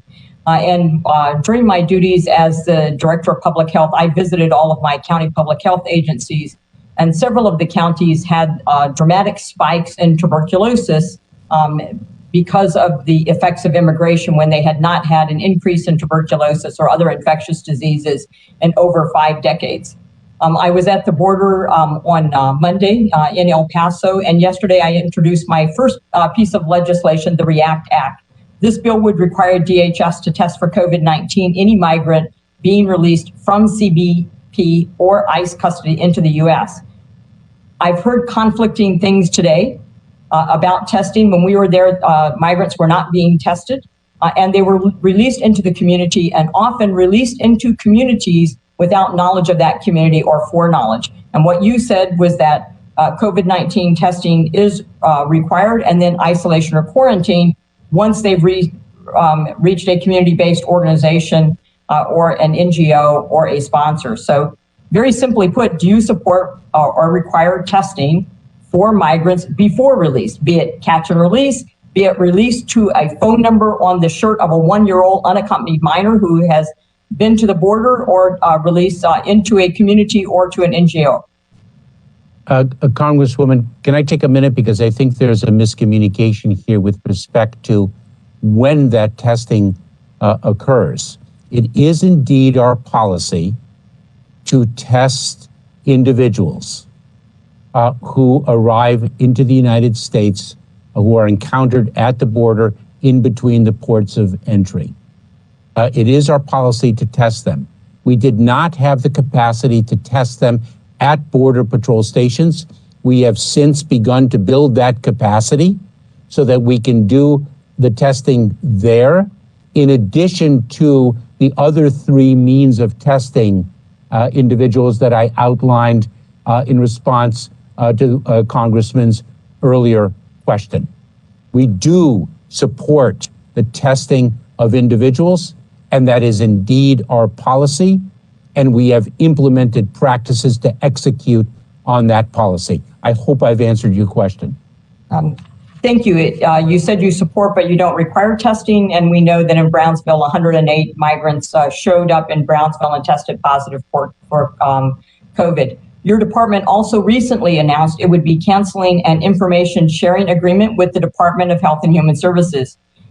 Personally, from what I experienced on the border this week, I think that's a mistake. We have unaccompanied minors as young as, you even said, some of them infants, but as young as 1-year-old, showing up with no adult supervision, with a phone number at which we're HHS is to call and turn them over to a sponsor. We need to ensure that the sponsors of unaccompanied minors are not going to turn around and traffic those minors. We've seen cases of this happening.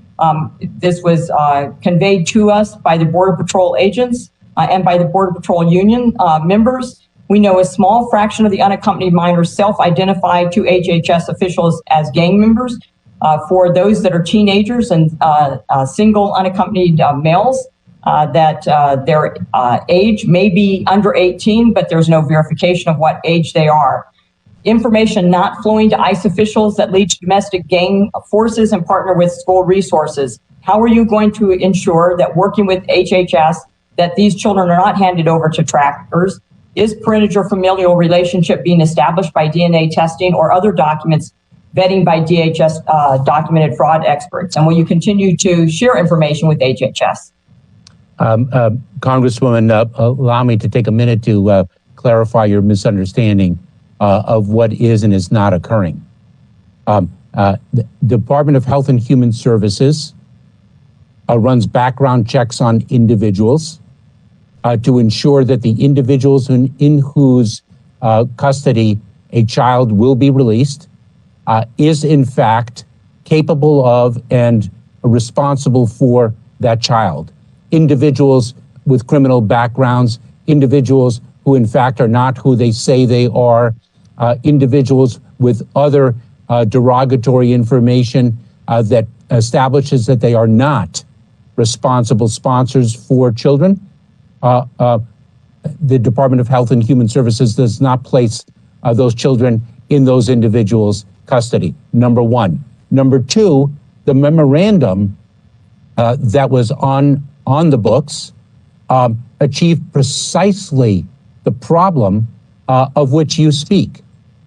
Individuals who were responsible sponsors were reluctant to come forward because their information with respect to their presence in the United States was turned over to ICE, despite the fact that they might be lawfully present, despite the fact that they may be perfectly capable and responsible for the needs of the child, and despite the fact that they may be a close relative, even a parent or legal guardian of that child. That memorandum that existed on the books chilled the very responsible conduct that underscores your question as a physician, and it is precisely the reason why we did not continue with that memorandum. The concerns that underlie your question are our concerns as well. Thank you. And if I have some additional time, we also found that the border wall construction. Gentlelady's time has expired. Chair recognizes the gentleman from Texas, Mr. Green, for 5 minutes. Thank you, Mr. Chairman, and I thank the witness for appearing. I have had hearings taking place at the same time, and my questioning in each hearing took place at the same time, so my apologies for being a bit tardy, and I may have missed some things that have been said. But I do want to speak briefly about Texas and the fact that the announcement by the governor of the state of Texas to lift the statewide COVID restrictions came at a time when the CDC director was urging governors to keep some restrictions in place to decrease the amount of virus in circulation. And I would also add that authorities in Houston found that the UK variant of COVID in Houston is in 31 of 37 wastewater treatment plants, suggesting, in their words, ongoing and uncontrolled community spread of the more contagious strain of the virus. So, Mr. Secretary, your concerns that you might have about Governor Abbott and other governors dismantling the public health measures contrary to the advice of public health experts, please. Let me, if I may, Congressman, say the following three things. Number one, we are encouraging individuals, organizations, government officials to follow the CDC guidelines and to encourage everyone to do the same.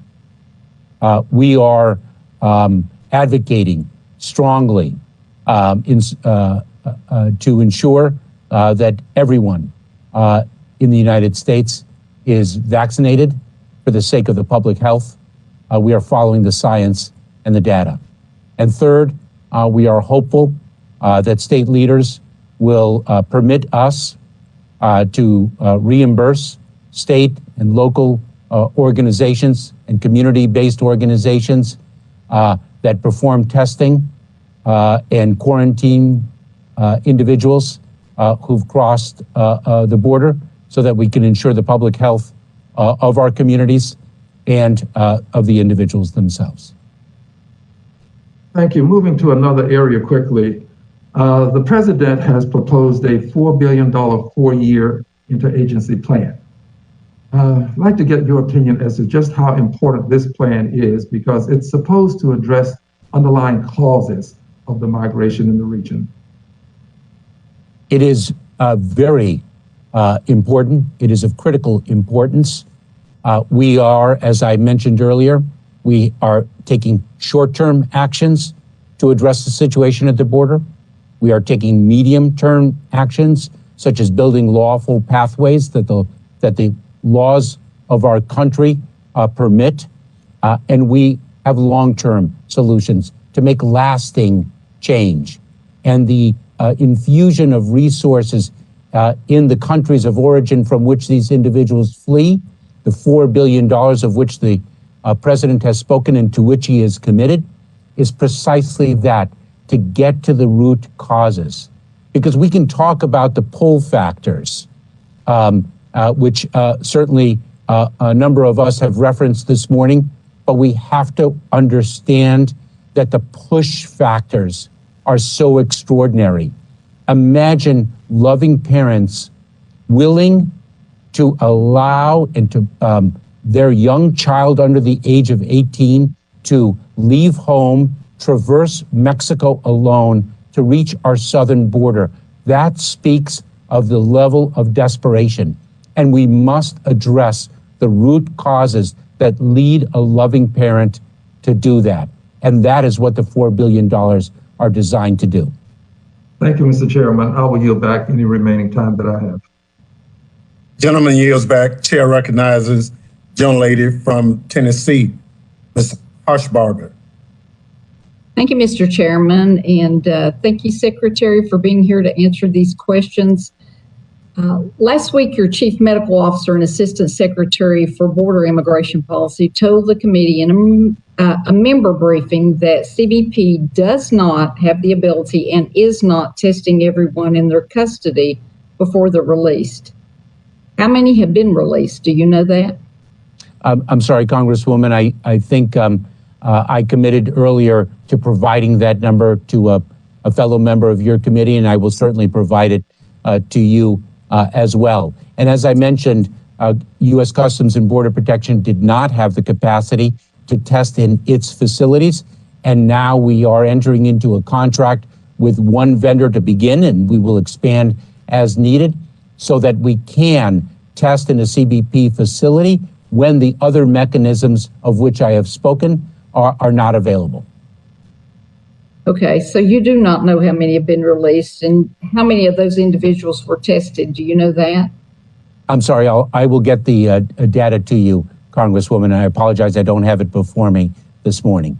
Okay, you know, as a U.S. citizen, we have to present with a negative COVID-19 test within 3 days to re-enter the country if we've traveled internationally. And,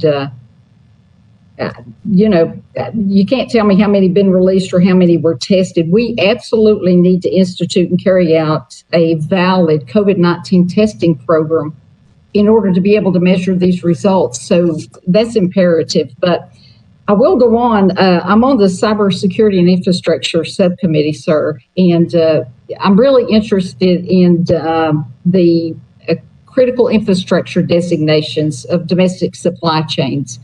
And that's something as a pharmacist I've been talking about for 25 years. You know, we're so reliant on adversarial nations such as China. And what do you see in the future with that? You know, we listened to a hearing about SolarWinds and how they infiltrated, and we don't even know how they infiltrated those entities. You know, we upload apps every day, and, you know, we try to keep on top of things, but it's unfathomable to me that we don't even know how that system was infiltrated.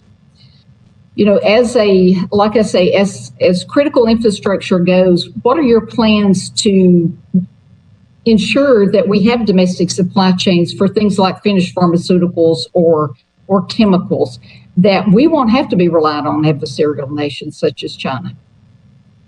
Congresswoman, your question is a very important one and touched on a number of different subjects. We've learned a great deal about the SolarWinds exploitation. I want to assure you of that, and I would be pleased to share information with you in that regard outside of the context of this morning's hearing. Your question touches upon a number of very significant areas of focus of ours. Number one, the supply chain and the security of the supply chain. Number two, the fact that we do have nation-state actors that employ cyber capabilities to exploit our supply chain and our critical infrastructure, and the importance of securing our critical infrastructure. And some areas of critical infrastructure are far more advanced in their cybersecurity than others, and that is one of our critical areas of focus, is to make sure that we frankly raise the bar across the national landscape. It is so vitally important, and I think your focus on it is spot on. You know, I don't envy you in the position you're in right now, because nobody wants these immigrants coming over. They don't want them to be hungry. They want to take care. We're a giving nation. But we do, as Dan Bishop said, we are a nation of laws, and lawlessness breeds lawlessness. And without the COVID testing, over 100 people, from what I understand, have been released into these communities. Do these people know that these people have tested positive? I mean, do they know? Do the residents of those communities know? And this is such a threat that we have to quarantine for 14 days once we've been exposed to somebody. And these people have no quarantine whatsoever. Congresswoman, let me say, we are indeed a nation of laws, and you are correct in that regard. We are also a nation of immigrants, and we can and we are both. And I appreciate your note on the humanitarian side at the very outset of your question. I must just repeat what I have said previously, which is it is our policy to test individuals. It is our policy to see that those individuals who test positive are quarantined. We have implemented different mechanisms to achieve that policy.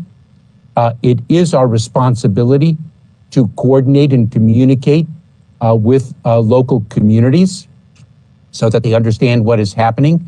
We need to do that with local officials. There have been times when we have not met our responsibility as well as we should have.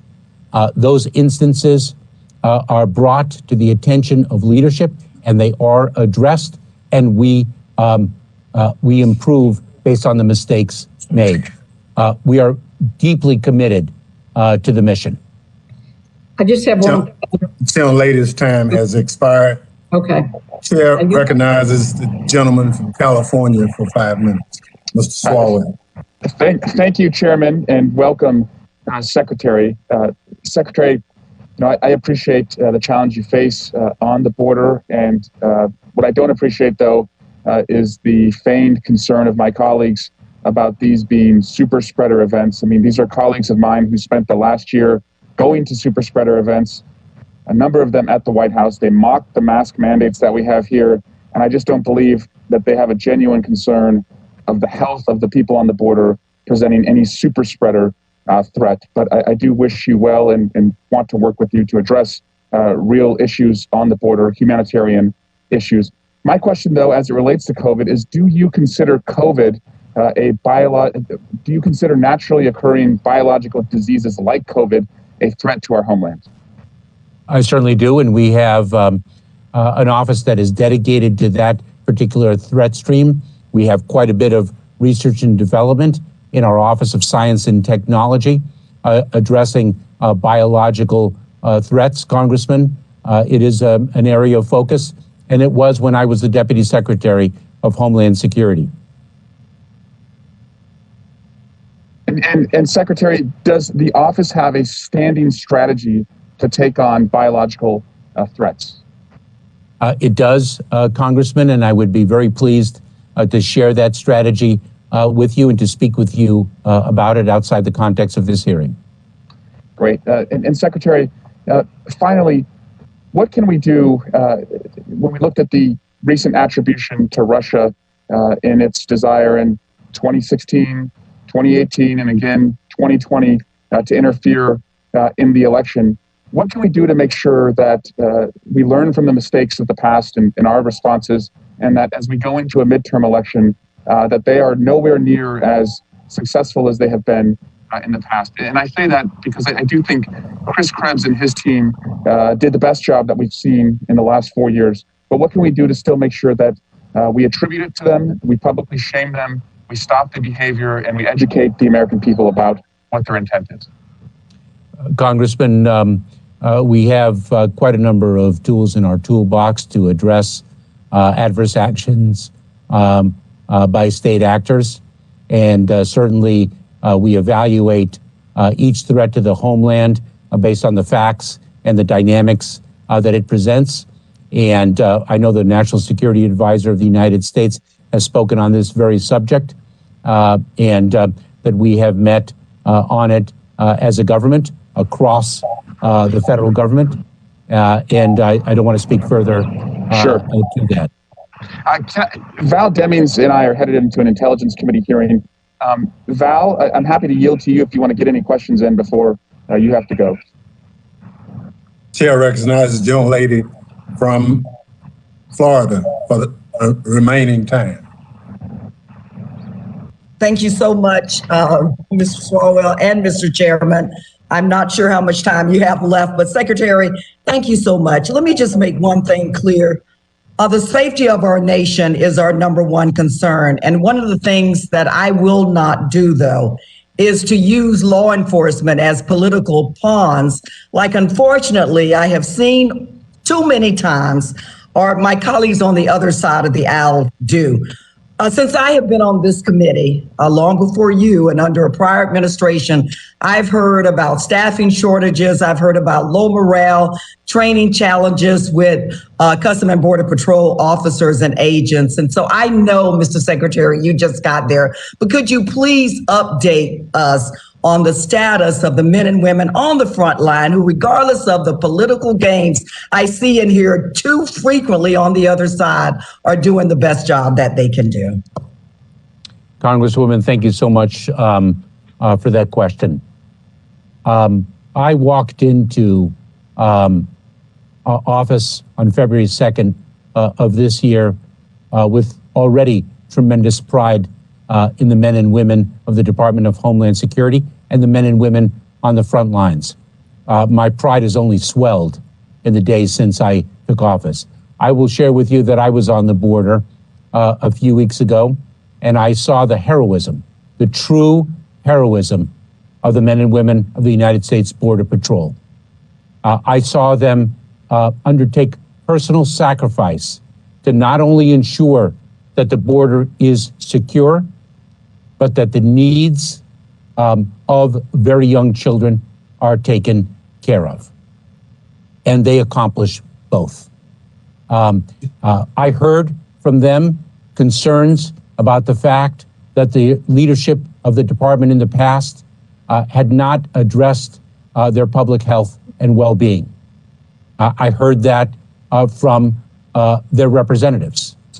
And it is for that reason that we doubled down on Operation VOW, vaccinate our workforce, and we've made the tremendous strides that we have.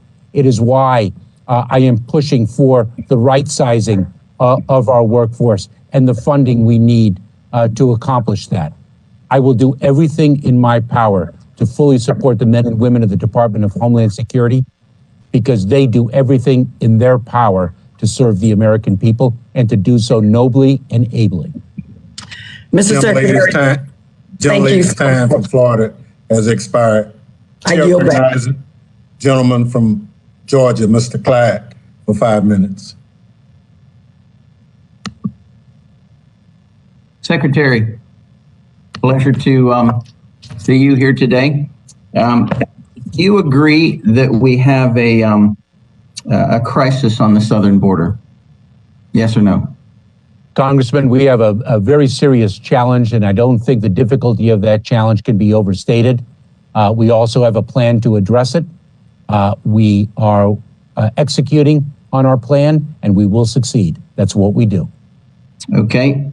And it's you for the have very said, reason, it's for the very reason, if I may, I apologize. It's for the very reason of which I spoke a moment ago. Okay. Of the extraordinary men and women. Mr. Secretary, you said that to Congressman Swalwell, you said that you consider COVID to be a threat to our homeland, and a serious threat, I assume. Is that correct? Congressman, the pandemic is a threat not only to our country, it is a threat that we are tackling like never before. Okay. It's a threat throughout the world. All right, but thank you. Congressman Swalwell's question, I think, spoke to biological threats writ large, something that we in the Department of Homeland Security have historically addressed, thanks to Congress and the creation of an office that is specifically focused on it. Do you agree that U.S. citizens must present a negative COVID-19 test taken within 3 days to enter the country after flying internationally? Do you agree with that statement? Yes or no? I believe we require a negative test for individuals traveling internationally. Okay, great.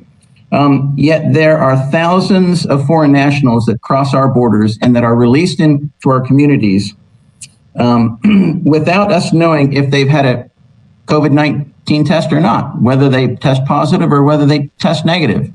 So there appears to be a more lenient standard for foreign nationals crossing our border illegally than for American citizens. So why is that? That is not true. What do you mean it's not true? It's unequivocally not true for the reasons I've expressed. So are we testing every, are we testing every foreign national that crosses our border to see whether they have COVID or not? It is our policy, as I have articulated before, Congressman, it is our policy to test individuals who are apprehended in between the ports of entry, to test them, and if in fact they test positive, to quarantine them. That is our policy, and we have built practices to execute on that policy. So can you assure the American people that no one who has been apprehended is released into our communities with that still test positive for COVID-19? Congressman, let me be clear. There were times earlier when individuals were apprehended and we sought to expel them, and we were unable to expel them, and we were compelled to release them, and we did not have the opportunity to test them. We have addressed that situation. So right now, as we speak right now, you're telling me that no one is released into our country that is COVID-19 positive. Congressman, allow me to repeat myself if I may. Well, that's just a yes or no question. Just yes or no. No, it's Congressman, if I may. The situation at the border is complex, and the complexity is evidenced by the questions I've been receiving throughout the morning. So please, if I may, it is our policy to test and to quarantine. Okay, but are you executing to that policy 100%? We are doing the best we can to ensure that the policy is executed 100% of the time. That I can say. Okay, the best we can. So it is still possible then for COVID-19 or for foreign nationals who test positive for COVID-19 to enter our country. That's what you're saying, I guess? Congressman, we do the best we can in everything that we do. Okay, all right. Since the Biden administration took office, thousands of people have been released into the border communities. According to media reporting, since January 25th, 2021, at least 108 migrants tested positive for COVID-19 after being released into Brownsville, Texas community, where they proceeded to travel to cities throughout the United States. The mayor of Yuma, Arizona, told reporters that migrants are not being tested for COVID-19 before being released into his community, despite assertions made by the administration, and I just heard what you said. So is it the federal government's job to enforce our laws and not burden states with a public safety crisis resulting from federal policies? Congressman, it is our responsibility to enforce federal law, and the situations of which you spoke are precisely the situations that I provided in my answer to your prior question.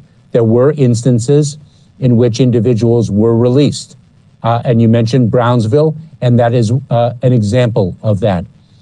In Yuma, Arizona, we didn't have the relationship with community-based organizations. They did not have the same footprint, and it is precisely why we built the additional practices to which I referred earlier this morning, why we've built different practices to plug any hole to ensure that our policy, to the best of our abilities, our policy that everyone is tested and quarantined as needed, and that is what we have done. What we do is we address a challenge. And if we see an element of that challenge that we are not addressing, then we know what we must do and we do it. And that is precisely what we have done here and across the board in addressing the migration of individuals at our southwest border. Gentleman's time has expired. Chair recognizes gentlelady from Nevada for 5 minutes, Ms. Titus. Thank you very much, Mr. Chairman, and thank you, Mr. Secretary, for being with us today. It is so refreshing to have a professional in this field, someone of your caliber, to head up Homeland Security. Over the past 4 years, it's been a revolving door. There have been about 6 different secretaries, some of them approved, some of them not, who knew very little about what should be going on over there. We've heard a lot from our colleagues across the aisle about the immigration problem. We concede there is one, and we're working on fixing it. But I'd point out that a lot of that problem stemmed from some of the policies that Donald Trump had and from his own incompetence. There's evidence from CBP, for one example, is that the number of individuals who've been apprehended at the border has been on the rise since May 2020. So that's way back in his administration, didn't just start when Joe Biden took over. But it's not only in immigration that the incompetence of the last administration comes through. I'd like to ask you about how we're dealing with COVID and PPE. For example, Jared Kushner, the son-in-law and senior advisor, so-called senior advisor to then President Trump, told a room full of people that providing PPE and dealing with COVID was not the role of government. PPE was a shortage would be solved by the free markets. Then in April of 2020, at a briefing, they stated that the strategic national stockpile was not intended for dissemination to the states. They went on to change the mission statement on the internet, on their website, because this contradicted something else that Kushner was saying. Then he had the Project Air Bridge with some of his buddies, and who knows what happened with that. And even today, we have a survey from the past month that shows 81% of nurses are having to reuse single-use PPE. So I wonder if you could talk to us about how you're dealing with that issue, what's happening with this Project Air Bridge, how we can work together to be sure that states do get the needed equipment to fight this pandemic and that people on the front lines are protected. Congresswoman, thank you very much. As I mentioned previously, we have really put our weight behind Operation VOW, vaccinate our workforce. Acting Deputy Secretary Pekoski and Doctors Gandhi and Eastman, our medical professionals, are very focused on the distribution of the vaccine and accessibility of the vaccine and an administration of the vaccine to our frontline personnel, including the brave men and women of the United States Border Patrol. If I can, you mentioned the increase in numbers beginning in May of 2020 at our border. If I may, Congresswoman, they began, I believe, in April of 2020. And one of the difficulties that we face with respect to the challenge of the border is the fact that our processes that pre-existed to address these challenges were dismantled in their entirety. And so we're addressing the numbers while we rebuild our capabilities nearly from scratch, while we rebuild lawful pathways that the law provides that were similarly torn down, and why and during the time when the infusion of resources into the countries of origin to address the root causes had been discontinued. So the challenge has been made more difficult. And then we have, of course, the pandemic and our effort to protect our men and women, to protect the American people, and the individuals whom we are encountering and placing in our custody. Thank you very much. In fact, just a point of personal privilege, I would like to work with you on the UIC funding. This is a very important I represent Las Vegas, and it's very important to us that some of the changes Trump tried to make to that formula be readdressed so that we don't lose that needed funding to help us stay prepared for any kind of terrorist attack. Thank you, Congresswoman. I very much look forward to working with you in that regard. I'm very familiar with the formula that underlies the UIC grants. I understand some of the concerns with respect to that formula, and I look forward to working with you to ensure that the formula is what it needs to be beginning in fiscal year 2022. Thank you so much. I yield back, Mr. Chairman. Thank you very much. Gentlelady yields back. Chair recognizes the gentleman from Florida, Mr. Jimenez, for 5 minutes. Thank you, Mr. Chairman. And Mr. Mayorkas, it's a pleasure to see you here. Got a couple of questions. Is it unlawful for someone to enter the United States without the proper authorization? That's great. I'm sorry, without, forgive me, without proper authorization, whether you're a citizen, whether you're an alien, you got some kind of visa to enter the United States. An unlawful entry into the United States is certainly unlawful. Yes. Okay, so somebody who doesn't have proper authorization entering the United States is an unlawful entry. Is that correct? Yes, that is correct, Congressman. You stated on, I believe, on several occasions, people have asked you. You made a statement to migrants across the border that were looking to come into the United States. Don't come now. Have you said that? I don't recall, but I think the message is, in fact, not to come to the border, not to take the perilous journey. The border is not open. We are expelling individuals by reason of the public health situation under the CDC's Title 42 authority. We are rebuilding, I should say, legal pathways for individuals who have claims for relief that the laws of the United States recognize and support. So you didn't say don't come now. You're saying don't come unless you meet one of these criteria. Is that your position? If you are speaking of individuals who are seeking to come to the southwest border, the message is do not come. Do not come, unequivocally. Do not come. That is correct. Okay.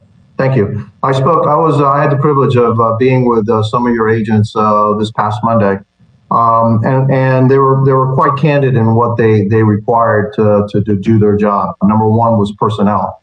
You said that, and I'm not sure if this was you wanted to right size or you want to have appropriate number of people staffing at Customs and Border Protection.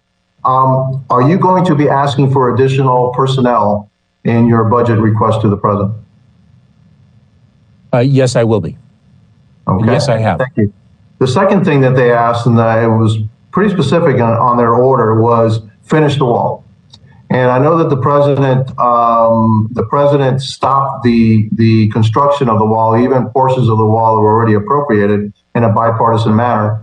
And so, are you going to be asking the president to finish the wall and the wall that has already been appropriated by Congress? No, I will not. And if I may speak to that, Congressman, even though your own Customs and Border Patrol agents are saying that is definitely something that they could use, something that they want. That is not the response of the United States Border Patrol with unanimity.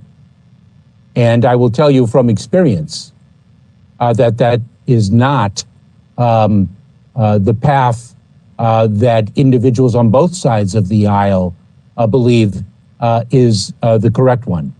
One of the individuals, one of the members of the United States Senate who was a hero in my home growing up was John McCain. And I remember when I was a nominee to be the Deputy Secretary of Homeland Security, then Senator McCain articulated what we needed to do to innovate and modernize our defenses along the border.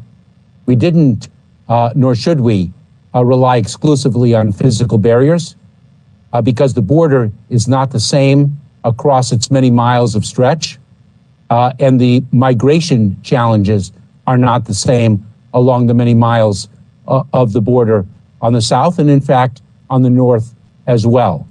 Mr. Secretary, it's a combination of things. Secretary, it is technology. I only have a certain amount of time.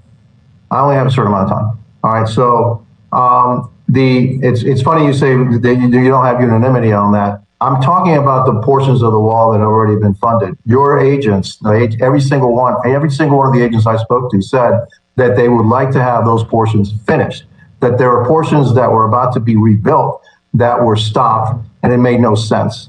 And so I would ask you to reconsider what you're saying. I agree with you. There are places where the wall is appropriate and when there are places where the wall is not appropriate, because the final thing they said was they needed technology and they needed additional technology. There's apparently some kind of technology that they all really want, but that was third after building the portions of the wall that were basically stopped by the Biden administration. So I would ask you to reconsider that. And talk to your border agents, and they'll tell you which portions of the wall should be built and continue to be built, and where technology would actually be a better thing. And I don't disagree that technology in some areas is a much better way of handling it than physical barrier. Finally, that's all I have. I'm going to yield the balance of my time to Mr. Katko. You have no time to yield. Sorry. Okay. Recognize Congresswoman from New Jersey, Ms. Monty Watson Coleman. Mr. Chairman, I just want to commend Mr. Carlos Jimenez for trying at least. Chair recognizes the young lady from New Jersey, Ms. Watson Coleman, for 5 minutes. Thank you, Mr. Chairman. I just want to take note of a couple of things. Number one is that we're talking to an individual who's been on the job about 2 months, trying to undo the inhumanity and the incompetency of a 4-year term before that. And we need to recognize that as we're beating him up. Secondly, it is really interesting for me to see that my Republican colleagues have so many concerns that children and migrants may very well be spreading the coronavirus. So let me just start by saying that I'm glad to hear that they're interested in it and that they're concerned about the pandemic. But I would note, though, that not one Republican in Congress voted for the American Rescue Plan, which provides desperately needed resources to fight this pandemic and provide relief to the American family. So it poses a question to me as whether or not we're really feigning concern and care at this point. But Mr. Mayorkas, I'd like to switch my the area of question with you. I am the subcommittee chair of the TSA subcommittee, and I want to talk to you about the TSA workforce. I am concerned that the predicate upon which it was originally designed, giving the department flexibility and therefore not giving the individuals the kind of same protections on the front lines that Title V of the U.S. Civil Service Act code provides, has now resulted in individuals who've worked for this agency for some 20 years, who've never seen a decent increase in pay, who don't have the same rights and privileges and protections that other unionized employees receive. That I think is unfair, and that I think is unnecessary. And I think that we're now entering an administration that has greater respect for the value of unionization and the value of equity and equality among the workforce. So I know that some of these things, particularly putting these individuals under Title V, is something that you can do administratively, and I would hope that you would. But if not, we're also willing to engage in a legislative response to it. I, in fact, am a co-sponsor of Mr. Thompson's bill that would do just that. Well, what I'd like to ask you is, are you willing to work with us to try to accomplish this from an administrative perspective, and that we can certainly codify it later on? Congresswoman, thank you so much. I most certainly am. I will tell you that I am very focused on this issue. I have spoken with Chairman Thompson about it. I have spoken with union leadership about it, and I've spoken with the personnel throughout the TSA establishment about it during a town hall that we had last week. It is an issue with which I am familiar by reason of my prior service, and I am studying it very carefully and with urgency, because I understand the concerns that you have, and I share them.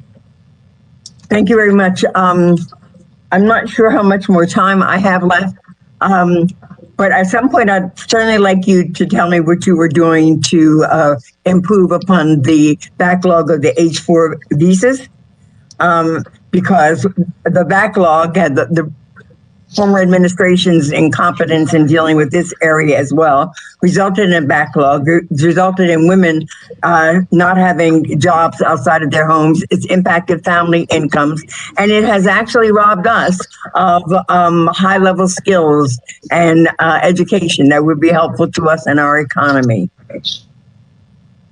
Thank you, Congresswoman. I look forward to meeting with you and understanding better your concerns in that regard. I'm very familiar with U.S. Citizenship and Immigration Services and its struggling financial situation. I'm aware of the financial assistance it received from Congress because of that. I'm a member of the Appropriations Committee, and I need you to know that I am an ally when it comes to ensuring that the Department of Homeland Security has the resources that it needs in order to be able to accomplish its diverse responsibilities. I also fully recognize that that agency has been starved. It's been starved of talent, and it's been starved of manpower and woman power. And I will do anything that I can to ensure that you all are treated with the respect that you need in order to keep us safe and secure in the homeland. And thank you, Mr. Chairman. I yield back. Gentlelady yields back. Chair recognizes gentleman from Kansas, Mr. LaTurner, for 5 minutes. Thank you, Mr. Chairman. Thank you, Mr. Secretary, for being here today. I appreciate your time. I want to talk about something fundamental, because that's what's on the minds of the people that I represent in Kansas. President Biden imposed a so-called deportation moratorium.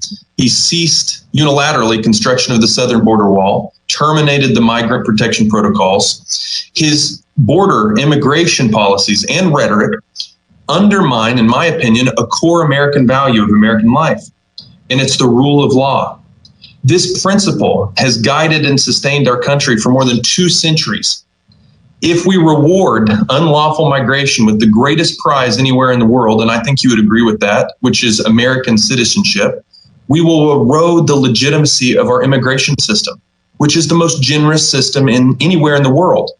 So, Secretary, what message do you think this is sending to the millions around the world who play by the rules, who respect our laws, and are waiting their turn to come to our country for the chance at a better life? Congressman, we have had a broken immigration system ever since I can remember, and I've never heard anyone say otherwise. And yet we haven't been able to fix it legislatively. And it is my hope that we finally do. The migration challenge that we are facing at the southwest border is not new. We confronted it in 2019 and 2014 and before then. And it is a reflection of the fact that our system is broken. It is a reflection of other facts as well, of which I Do you have think, spoken in my Mr. testimony Secretary, earlier. Mr. Secretary, President- excuse me. Do you think it's a reflection of the rhetoric of President Biden and the policies that he's implemented since coming into office? Do you think that has had an impact on the increase? I do not. The American people heard that answer and they are not buying it. Mr. Chairman, I'd like to yield the remainder of my time to the ranking member, Katko. Gentleman from New York is recognized for the balance of the time. Thank you, Mr. Chairman. And just a couple of things, and I'm, Mr. Mayorkas, I think you'll be happy to hear that I got a question that's not about the border. So, but I do have to make a couple observations first. I want to commend you, first of all, for acknowledging that while it is the policy or of the Homeland Security to have 100% testing at the border, you're nowhere near there, and I appreciate you for acknowledging that. And when you get 100% testing of everyone that comes across the border, I would appreciate it just letting us know, because I want to personally congratulate you when that happens. Second of all, with respect to you not recalling whether or not you said "don't come now," I'm looking at a White House briefing from March 1st, and it states, quote, from you saying, quote, "don't come now because we will be able to deliver a safe and orderly process to them as quickly as possible," end quote. Does that refresh recollections whether you said before "don't come now"? Congressman, the point is, the bottom line is... No, I understand. I just wanted to refresh your recollection. The bottom line is that the border is not open. I understand. Okay. That we had... Sir, I thank you very much. I thank you very much. And I just appreciate the answer to the question directly. And that's another quick observation, and that was that when I went to El Paso this weekend, I spoke to probably 100 different Border Patrol agents, some of whom have been assaulted, one of whom had described the incident within a night or two before where they came across where there was not good fencing. And they had been assaulted by people coming across and they were injured. And there wasn't a single one of those 100 people who didn't say that we should finish the barrier because it does help keep things under control. So I'll just offer that up for your consideration and the consideration of the administration. But the question I have for you, sir, is about cybersecurity and the CISA director. As you're aware, the CISA finds itself at the forefront of not just one, but two potentially very significant cyber intrusions facing federal networks and the private sector. And as I said in my letter to President Biden last week, I'm very concerned about the delay in nominating a CISA director. Can you speak to the delay in naming the nominee? And would you agree that now more than ever, we need a permanent political leadership at CISA? Congressman, we're very focused on filling the vacancies of leadership across the department. It's an issue that I work with the White House on every single week. And as a matter of fact, had a conversation yesterday on that very subject. I will say that yes, we do need a politically appointed Senate confirmed leadership in a number of positions throughout the Department of Homeland Security. We are very fortunate to have extraordinary talent in an acting capacity, and CISA is no different in Brandon, Wales. Yeah, he's done a wonderful job. I admit that, but acting is not the same as permanent. And anything I can do to help move that process along, let's do that in a partnership, because CISA director is critically important. Thank you, and I yield back, Mr. Chairman. Thank you. Thank you, Congressman. Gentleman yields back. Chair recognizes the young lady from California for 5 minutes, Ms. Barragan. Thank you, Mr. Chairman, for holding this meeting. Thank you, Mr. Secretary, for being with us today. Mr. Secretary Mayorkas, I want to turn to a topic of deported veterans. In this country, we have people who sign up to serve in the military. They can go fight in war. And if they get killed in war, they become a United States citizen. But if they survive and come back home, they can still be deported. I think that's completely unacceptable. And on both sides of the aisle, we should all be raising an alarm bell. On his first day in office, President Biden put forward a plan to overhaul immigration system, address the root causes of migration, and expand legal pathways for immigration. What will the Department of Homeland Security do to support our non-citizen veterans returning home after service? Congresswoman, thank you very much for your question. I raised this very issue but 2 days ago, and I think that your use of the term alarm is a fair one. This is an issue that requires urgent action, and I look forward to speaking with the Secretary of Veteran Affairs, McDonough, but to see what we can do about it. We owe the individuals who have served in our armed forces so very much. Our freedom is because of them. Thank you, Mr. Secretary. I look forward to following up with you in this regard. Thank you very much. Mr. Secretary, as you are aware, 2021, the Department of Homeland Security began the wind down of the migrant protection protocols and began allowing individuals in the program to pursue their asylum cases while in the safety of the United States. This is a welcome first step, and I applaud the Department of Homeland Security for moving quickly to shut down this horrific program, which exposed asylum seekers to violence and dangerous conditions. However, the process announced so far only applies to individuals in MPP with an active case before the immigration courts. There are many other people who were subjected to MPP that are not covered under the plan that DHS announced, particularly asylum seekers who were formerly in MPP. DHS has called the current MPP wind down phase 1 and has stated that asylum seekers who do not have active MPP cases should await further instructions. Will there be additional phases to the MPP wind down plan? Congresswoman, we are looking at that very question right now. As you can well imagine, we're addressing these issues that impact the southwest border in a prioritization matrix, and I look forward to conferring with you about how we are looking at it, the timing that we are thinking of. But first things first, we're going to address the challenge that we're confronting right now. Thank you, Mr. Secretary. Is there any expectation on timing on when that announcement might be made? No, I think right now we are addressing the immediate needs of the southwest border as we've been discussing throughout the hearing. Thank you. Mr. Secretary, President Biden has made a commitment to restore access to asylum at the U.S.-Mexico border, and we welcome efforts led by the president and the agency you lead to undo the MPP Remain in Mexico policy and to begin the process to be able to allow asylum seekers really the rights that they're entitled to under the U.S. law. I'd like to address some of the misrepresentations that we've heard about the situation at the border. Wouldn't you agree that it's inhumane to put children in danger? I would. And isn't it true that in some cases families are admitted because of a change in Mexican law, not U.S. policy? It is our practice under the CDC's Title 42 Public Health Authority to expel families. The limitation on that is if, in fact, at particular points in time, Mexico does not have the capacity to receive the families that we seek to expel. And then we place those families in immigration proceedings. And if, in fact, they do not have a claim for relief under the law, they are to be and will be returned. Yeah, I'm referring to a Mexican policy that has recently changed where Mexico is refusing to take some asylum seekers. Are you aware of that?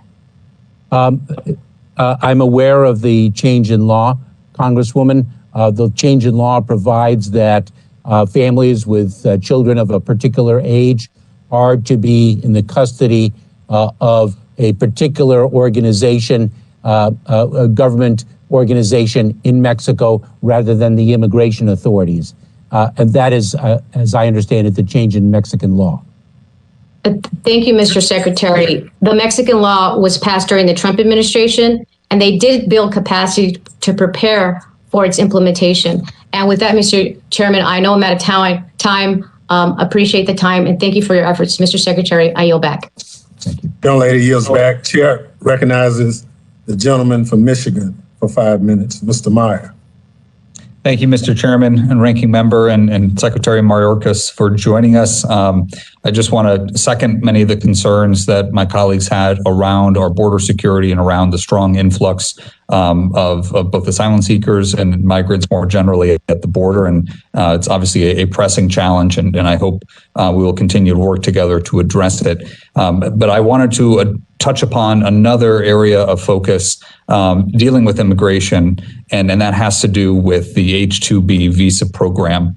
Earlier this month, bipartisan delegation of members of Congress from Michigan, including myself, sent a letter addressed to you regarding that H-2B visa program. These visas are incredibly important to the economy of Michigan and to many folks who are both in the dealing with especially seasonal tourism workers.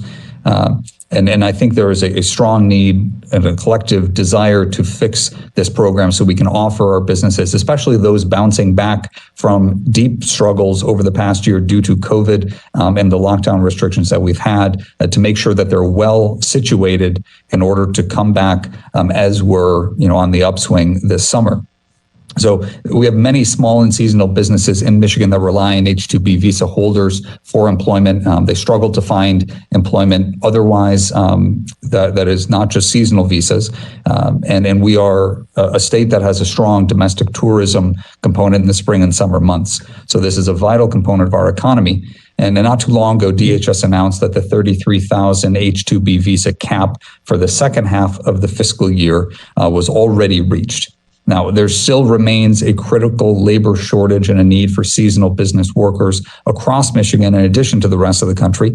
And we're experiencing significant unemployment in this country more broadly, for which, as part of the American Rescue Plan, we had very generous federal top-up of extended unemployment insurance. But we still need these seasonal workers in order to fulfill these jobs, in order to support the hundreds and thousands of American citizens whose jobs depend on these tourism sectors, especially in parts of northern Michigan. So it's essential that we have additional visas be granted as soon as possible, so we can begin to have those businesses plan to reopen for the 2021 summer tourism season. And under the law, you've been given the authority to determine if this cap of 33,000 is raised. So I guess I would like to work with your office, and again, that's why I advocate this cap be raised. So I guess my first question to you: does the department currently have a plan or a proposed timeline for making a determination on this visa cap? Congressman, thank you very much, and thank you for your letter, which I have read, and I have been studying the H-2B issue. You are correct that the annual cap has been reached. The annual cap is 33,000 in two parts, a total of 66,000. The Secretary of Homeland Security has the authority to waive that limit and issue new H-2B visas. I'm taking a very close look at that. The waiver authority has been exercised many times in the past, usually in June, as I understand it, in speaking with colleagues. And I'm looking at it with urgency because I understand your point about its seasonal nature, of course, and the summer months are looming. And if, in fact, that waiver authority is exercised, I understand that the speed with which it is exercised is vitally important to the market of which you speak. So I'd be very happy to speak with you outside of this hearing and confer about the issue of H-2B visas.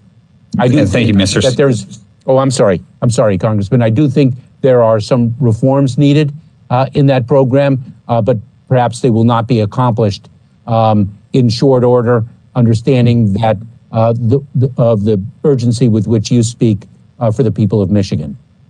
Yeah, thank you, Mr. Secretary. I'm glad that you appreciate that. A lot of these businesses are hanging on by a thread as is, and in order to be fully staffed by the time both the season is starting and as additional vaccinations and restrictions are anticipated to be lifted, that planning requires months of work in advance, and obviously getting those visas in and getting the travel and the timeline set up is critical as well. So I'm heartened that you appreciate the urgency of the matter, and I look forward to working closely with your office on this, and I'm grateful that you're willing to work together with us to solve this problem, both addressing the short-term needs in the upcoming 2021 season and also focusing on what we can do in the long term to better reform these programs.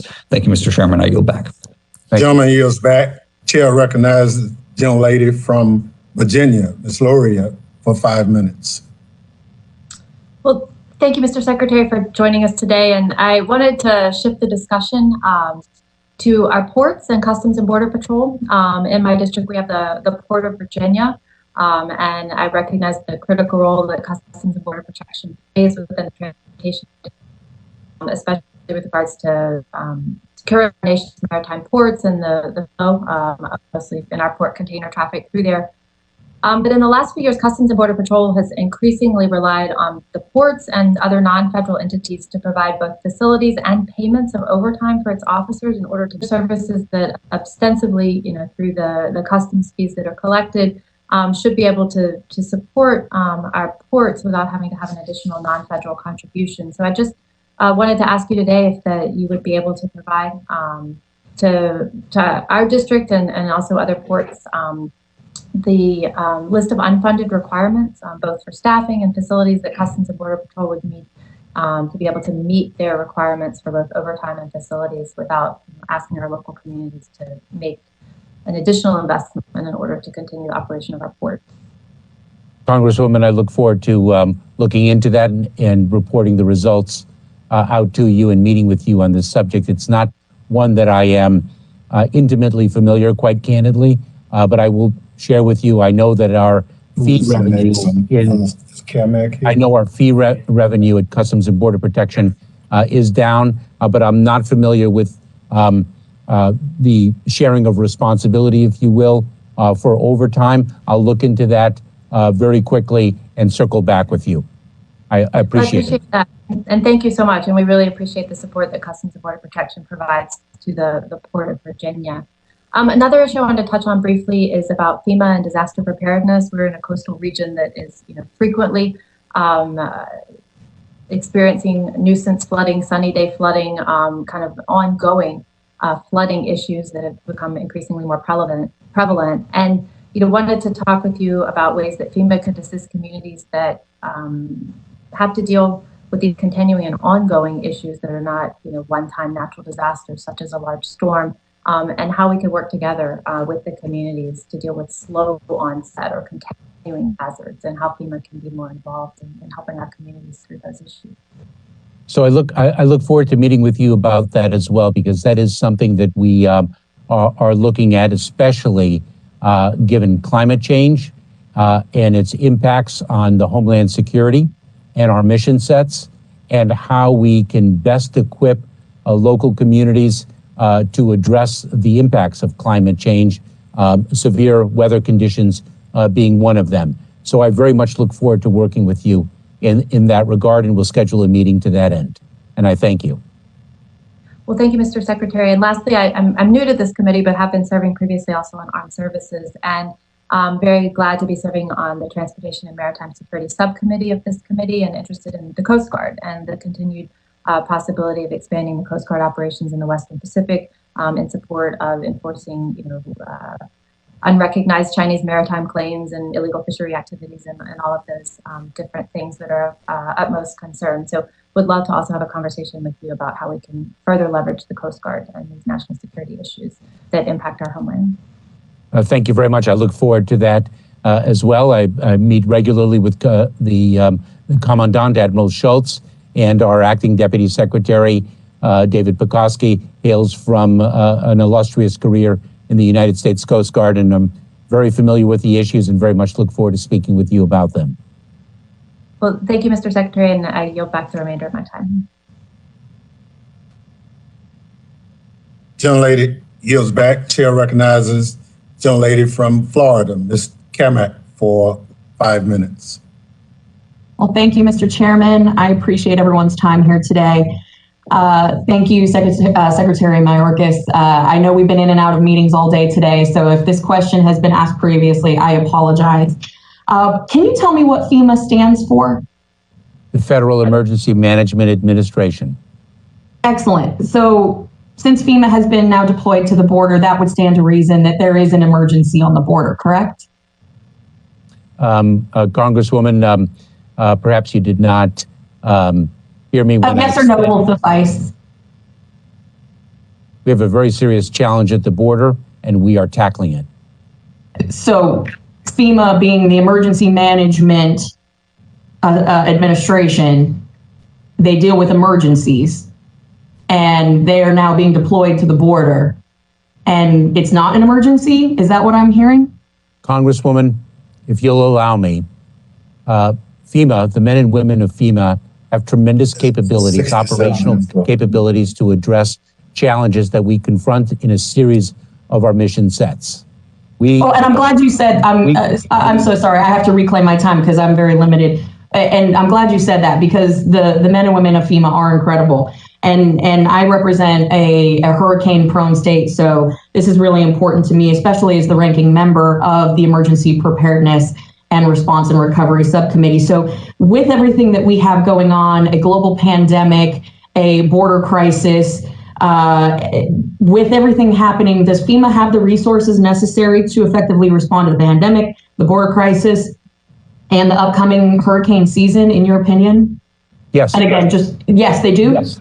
Yes, and let me share with you a glowing example of that.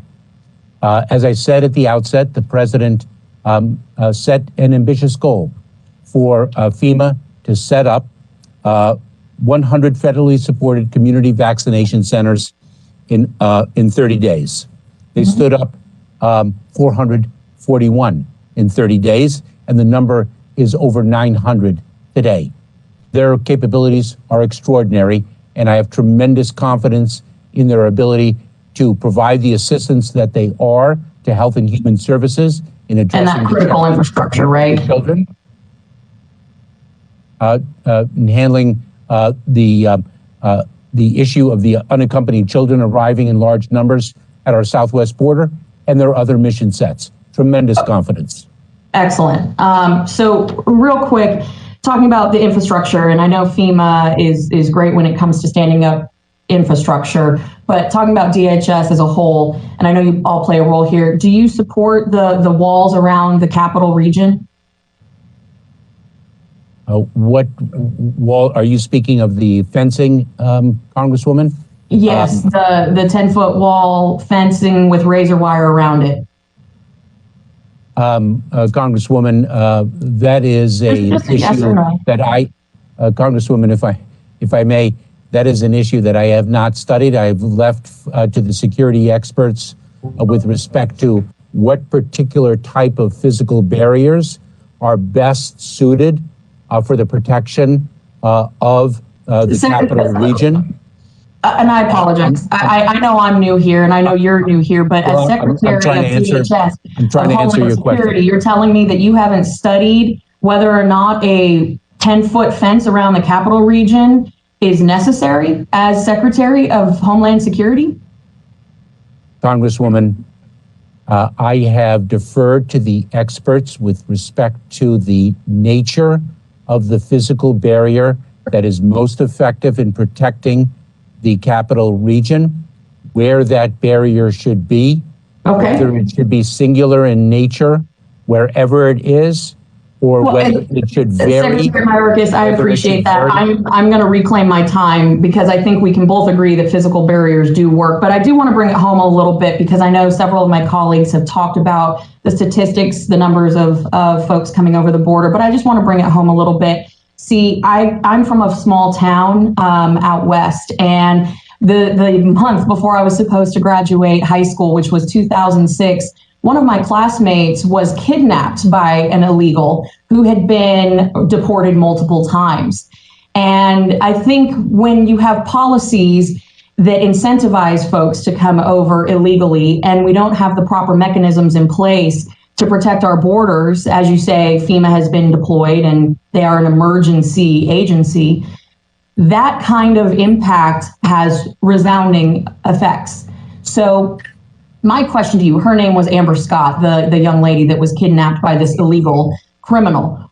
Young lady, how many more Ambers have to be kidnapped across America before you will take action?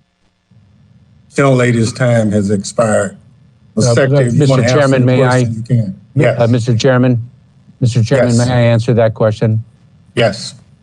Congresswoman, I find that question to be extraordinarily disrespectful.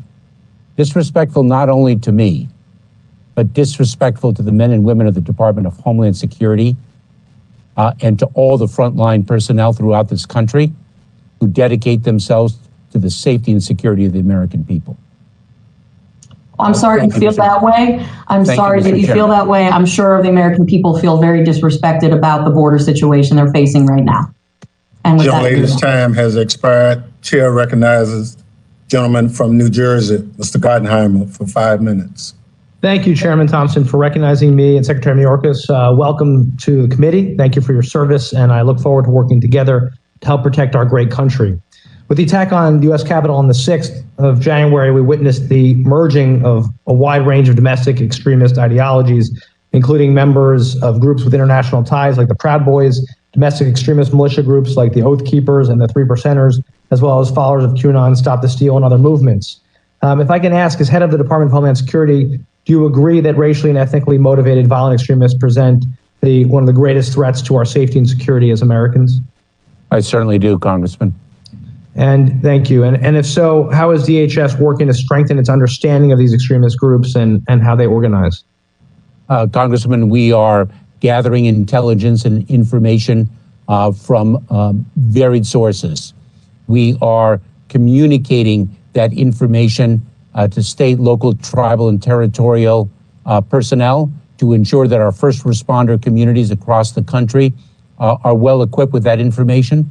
We have dedicated funding to equip state, local, tribal, territorial organizations with the ability on their own to detect and respond to those threats. We have a number of different efforts underway. We work in close partnership with the Federal Bureau of Investigation in the dissemination of products to communities through a joint information bulletin.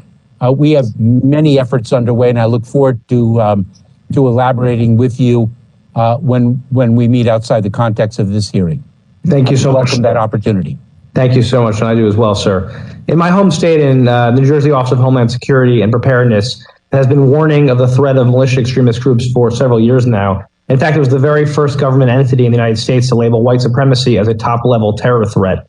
The state's Fusion Center also produces analysis and shares intelligence related to domestic terrorism threats. One thing that's come up over the years now is with DHS is how to make sure it does a better job disseminating and making use of information analysis produced by states like New Jersey and other state homeland security agencies to counter the domestic terror threat. Is that something you have plans of doing more of? And I just want to get a sense of what your strategy is there. Most certainly. Our ability to gather together information and intelligence and disseminate it effectively to the first responder community throughout the country is an essential element of our battle against domestic violent extremism. We have extraordinary individuals here in the Department of Homeland Security who are focused on that. You mentioned, Congressman, the Fusion Center in New Jersey, and I am familiar with it. I am very familiar with the National Fusion Center organization led by Mike Sena, and that is a critical vehicle in my mind.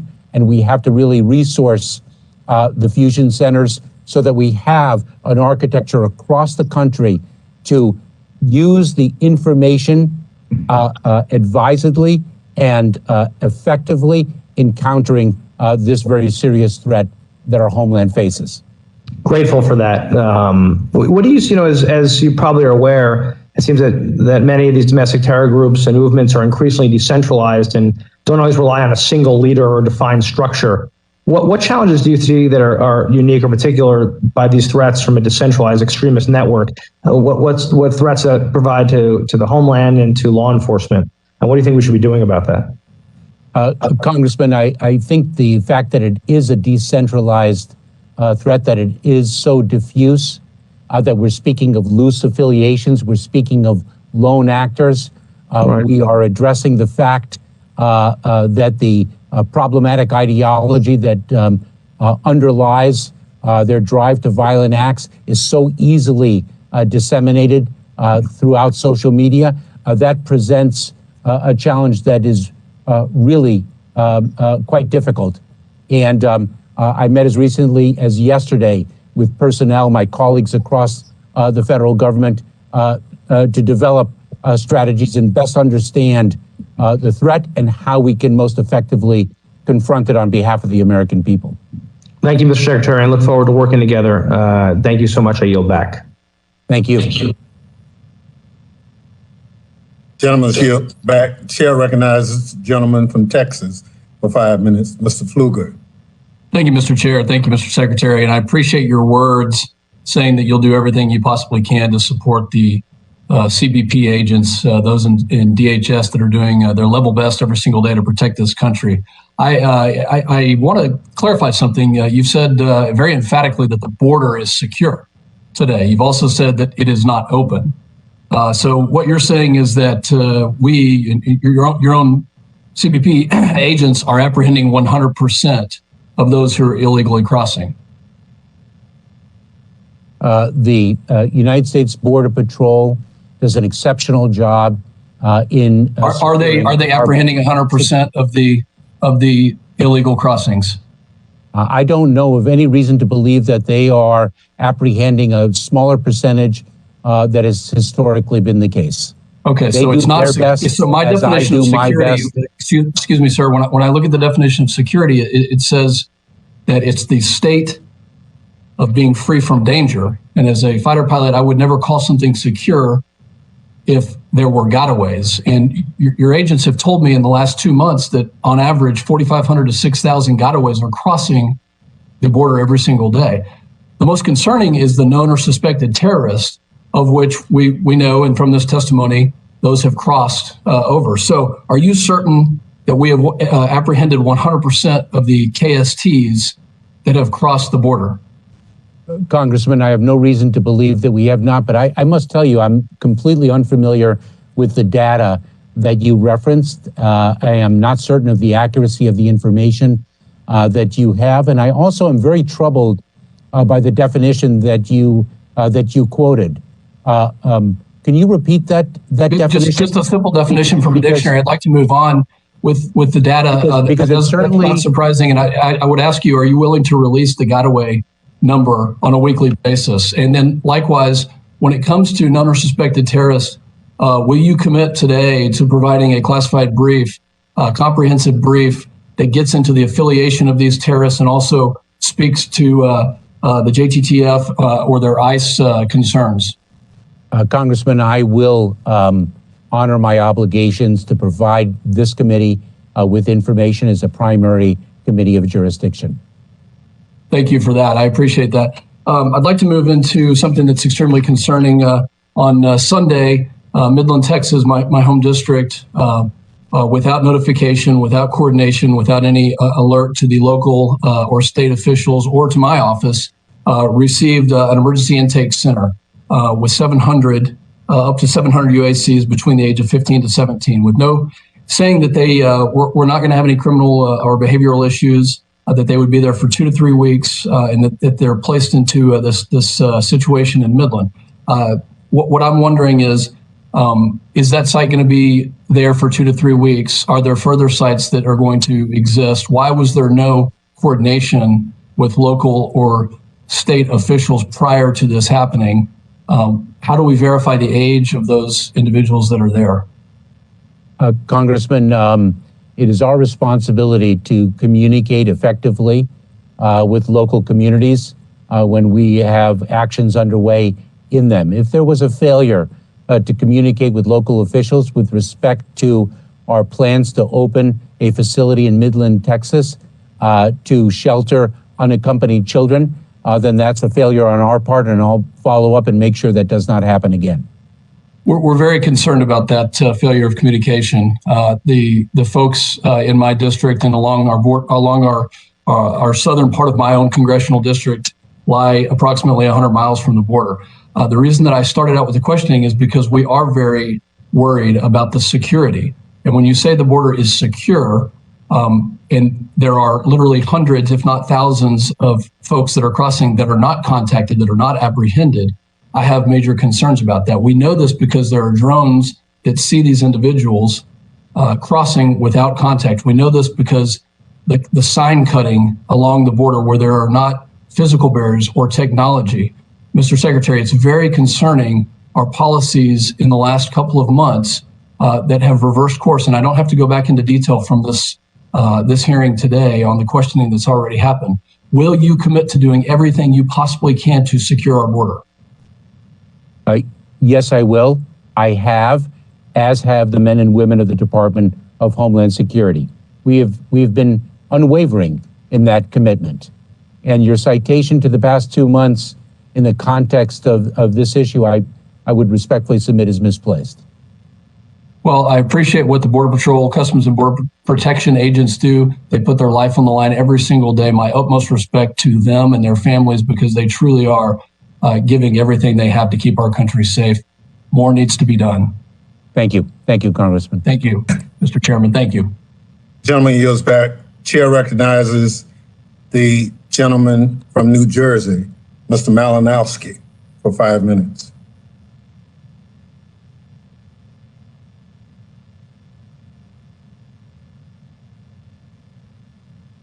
While he's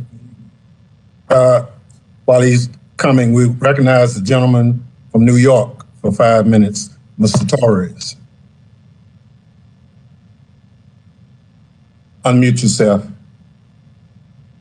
I think the congressman came, so I'll defer to him since he has. Hi, I'm here.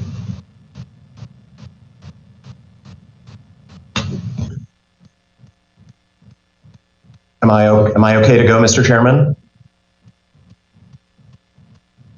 Yes, you are.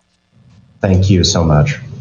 Mr. Secretary, thank you so much for being here with us today. I'll just start with an observation. As an immigrant to this country myself, I've been listening to this debate, and I think it's important that we remember that over the last 4 years, we're talking about illegal immigration. We have seen an across-the-board effort to try to limit, shut the door to legal immigration to the United States. Asylum virtually shut down. Refugee admissions virtually shut down for the first time in our modern history since when we turned our backs on Jewish refugees fleeing Hitler's Germany before the Second World War. We've made it harder for folks to get green cards, harder to apply for citizenship. We've banned travel and admissions from particular countries. This is a crisis. This is a moral crisis. It's something that has hurt our economy. It hurts our strength, our position in the world. And when I listen to my friends on the other side, I really think that they need to decide, as we face questions about the Dreamers and about immigration reform, are they still the party of Reagan? Are they still the party of John McCain? Are they still the party that agreed in 2013 to an immigration reform compromise very similar to what President Biden has just put forward? My Republican colleagues know, they say this very often, and they're absolutely right, that we are beginning a contest as a country with the Communist Party of China. And I wish that they would recognize that one of our greatest strengths in that contest is that we are the country, the United States, not China. We are the country that attracts energy and youth and talent from around the world. That millions of people want to be American citizens. Millions of people want to be American taxpayers, want to be American soldiers. Why would we squander that advantage? I hope we don't, for the sake of promoting fear in the service of political ends. So with that comment, Mr. Secretary, just a couple of questions in that spirit. One, President Biden has pledged to raise the cap on refugee admissions after we nearly shut down refugee admissions under the Trump administration. Can you let us know why there's been a delay in actually affecting that order, signing it, and when we might expect to see it? Congressman, thank you very much. I know that the president is considering that issue. It's a serious issue. He has committed to restoring our leadership in the world, including as a leader as a place of refuge for people's fleeing persecution. And so I will defer to him and his deliberation on that important issue. I know he's very committed to it. Okay. Thank you. One element of this that I think is more under your control, USCIS at some point in the last administration, well, probably related to COVID, stopped doing in-person interviews for refugee applicants, but also continues, as I understand it, to refuse to do video interviews, even though it continues video interviews for people being deported, not people being admitted as refugees. And is that something that you can fix? Because there are situations where literally hours and days matter right now in terms of getting that process restarted. Congressman, I'll have to take a look at that to see what U.S. Citizenship and Immigration Services practices are with respect to video interviews of refugee applicants. I will look at that and get back to you. I'm familiar with the pros and cons of video interviews. They present tremendous advantages in a number of different respects. So I will follow up as quickly as possible. Thank you. With very limited time, very different issue. Big controversy last year. DHS units like BORTAC involved in policing civil unrest in the United States. Would you agree that that's not necessarily an appropriate role for these essentially paramilitary units, and that any DHS units involved in policing civil unrest should not be wearing military uniforms, desert fatigues, should have identifying insignia as law enforcement does in this country? Congressman, I'm looking very carefully at what occurred in Portland, the deployment of different resources throughout the Department of Homeland Security. And what I would like to do is give my personnel an opportunity to address the issues and questions that I have, and then I will circle back with you. I want to be respectful of my workforce, but it is an issue that I am very focused on. Thank you so much. I yield back. Gentleman yields back. Chair recognizes gentleman from New York, Mr. Garbarino, for 5 minutes. Thank you, Mr. Chair. Thank you, Mr. Secretary, for coming today and testifying. First question, Mr. Secretary, as you know, MS-13 is a transnational criminal organization whose members have terrorized and murdered people all over the United States and many people in my district over the past few years. It's the largest and most violent street gang on Long Island. I represent parts of Long Island. Its leadership is based in El Salvador, Mexico, Guatemala, and Honduras, and the gang has thousands of members across the United States, comprised primarily from immigrants from Central America. Just yesterday, multiple media outlets reported that at least 4 people in the FBI's terrorist watch list have been arrested at the southern border. What is DHS doing to secure our border and carefully screen migrants to ensure dangerous terrorists like MS-13 gang members who murdered innocent people in my district are not permitted to enter this country? Congressman, we have a multi-layered screening protocol at the border, at all ports of entry. We screen individuals who seek to enter our country, not only by land, but also by air and by sea. And I would be very pleased, because I am so very proud to share with you, outside the context of this hearing, everything that we do to screen individuals who are seeking to enter the United States and make sure that those who pose a danger to our communities do not enter the United States. We have very rigorous screening procedures in place, and our people are very equipped to execute those procedures. I appreciate that, Mr. Secretary. And we talked about it a little bit before. You know, this year is not the only year that people from the terrorist watch list or FBI's most wanted list have tried to cross the border. I believe in 18 there were 6, 19 there were 0, 20 there were, I think, 3. But those are the whole year statistics. We're now it's only March 17th, and we've already had 4. Is that concerning that more people are trying to get in now, or what's with the increase in numbers? Congressman, I am concerned if one tries to come over any length of time. That's my job, and that's the job of the people of the Department of Homeland Security. Okay, Mr. Secretary. I just, as long as we keep up, because MS-13's been knocked back a little bit through increased enforcement in my district. I don't need them getting their foothold back in. It was not good for my district. It wasn't good for New York. It's not good for the country. So I appreciate that.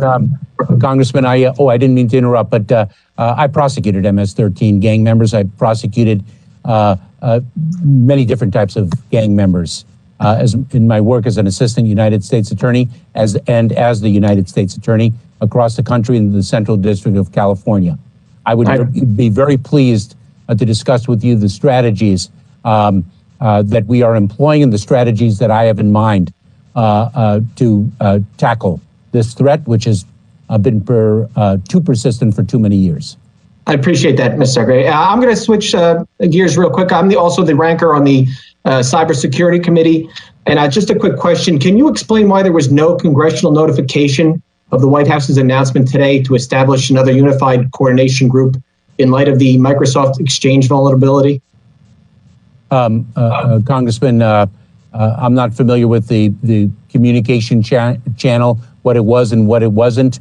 Certainly, we have been amplifying the threat of cybersecurity throughout the country, and since January 20th, and we also have been amplifying the concerns around this second exploitation, the second threat to Microsoft, and so I can't speak any more than that, but I'd be very happy to follow up with you. Okay, as long as, listen, we usually, I know Congress, the committee is usually notified when these are announced. I don't believe we received any notification. So just in the future, making sure we stay on top of that. But I have one final question. In 2015, my predecessor, Congressman Pete King, introduced the First Responder Anthrax Preparedness Act, which became Public Law 114-268.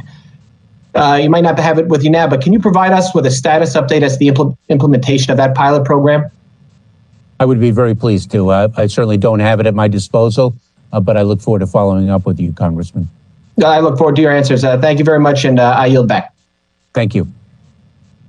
Thank you very much. Just for the record, we have very seldom received any notification on what the White House is doing when it's a Democrat or a Republican. And I agree with my colleague from New York. It would be nice to know, but the practice is just not something that's ordinarily done. So maybe that's something we can take up. Chair recognizes gentleman from New York again, Mr. Torres, for 5 minutes. Thank you, Mr. Chair. Mr. Secretary, I have a few yes and no questions about the border crisis, which as of late has been the subject of political demagoguery. Isn't it true that there was a border crisis in 2019, not so long ago, during the Trump administration? The numbers of individuals encountered at the border was extremely large in 2019. That's a yes. So, isn't it true that there was a border crisis before then in 2014 during the Obama administration? The numbers were considerable then as well. Yes, and now there's one in 2021. Is it fair to say, contrary to politically motivated storylines, that the border crisis is more of a cyclical occurrence than a unique consequence of Biden administration policy? I would say it is episodic, Congressman, and this is, we have experienced episodes of increased migration for many, many years, throughout many years. In both Democratic and Republican administrations? Oh, absolutely. It speaks so profoundly of the need to once and for all fix our broken immigration system. I have a few yes and no questions about policies that might have caused or compounded the migrant surge. Isn't it true that the Trump administration cut humanitarian assistance meant to address the root causes of migration from Central America? It did, Congressman. Isn't it true that the Trump administration canceled the Central American Minors Program, which would have enabled children to apply for asylum from their home country without migrating to the U.S.-Mexico border? Yes, Congressman, it did. Isn't it true that during the Trump administration, families might have been too fearful to come forward and take custody of children in federal custody? Congressman, if you are speaking of the memorandum yes, between the Health and Human Services and Immigration and Customs Enforcement, yes, the pernicious effect of that memorandum was in fact to chill relatives, sponsors from coming forward to shelter unaccompanied children, indeed. So is it fair to say that the seeds of the present border crisis were planted long before you assumed office? I would say, Congressman, that the challenge that we are confronting at the border is made far more difficult by reason of the factors that you have identified and some others as well. I have a question about the 287G program. In August of 2020, then candidate Joe Biden committed to ending the 287G program, which allows state and local law enforcement to collaborate with ICE. Do you intend to fulfill that promise and end the 287G program? I am looking very closely at the 287G program and really reestablishing a healthy relationship with state and local law enforcement throughout the country. I'm very proud of the support from the law enforcement community that I received when I was a nominee to be the Secretary of Homeland Security. Mr. Secretary, do you intend to end it? Are you going to modify it? What's the plan? I've got to take a close look at it. I'm very well aware of the president's commitment, but it's something that I need to turn to, Congressman. Is there a review underway? There is, Congressman. So what's the timeline for that review? As soon as possible, Congressman. And I'm sorry I can't give you a more definite answer. As this hearing has evidenced, there's a great deal of work to be done across the department, and we're doing it all. As you know, in January, President Biden issued an executive order imposing a moratorium on almost all deportations. That executive order was subsequently put on hold by a court. In February, my understanding is that ICE issued new guidance on deportations. The new guidance on deportation, is it essentially the same as the original executive order, or are there differences?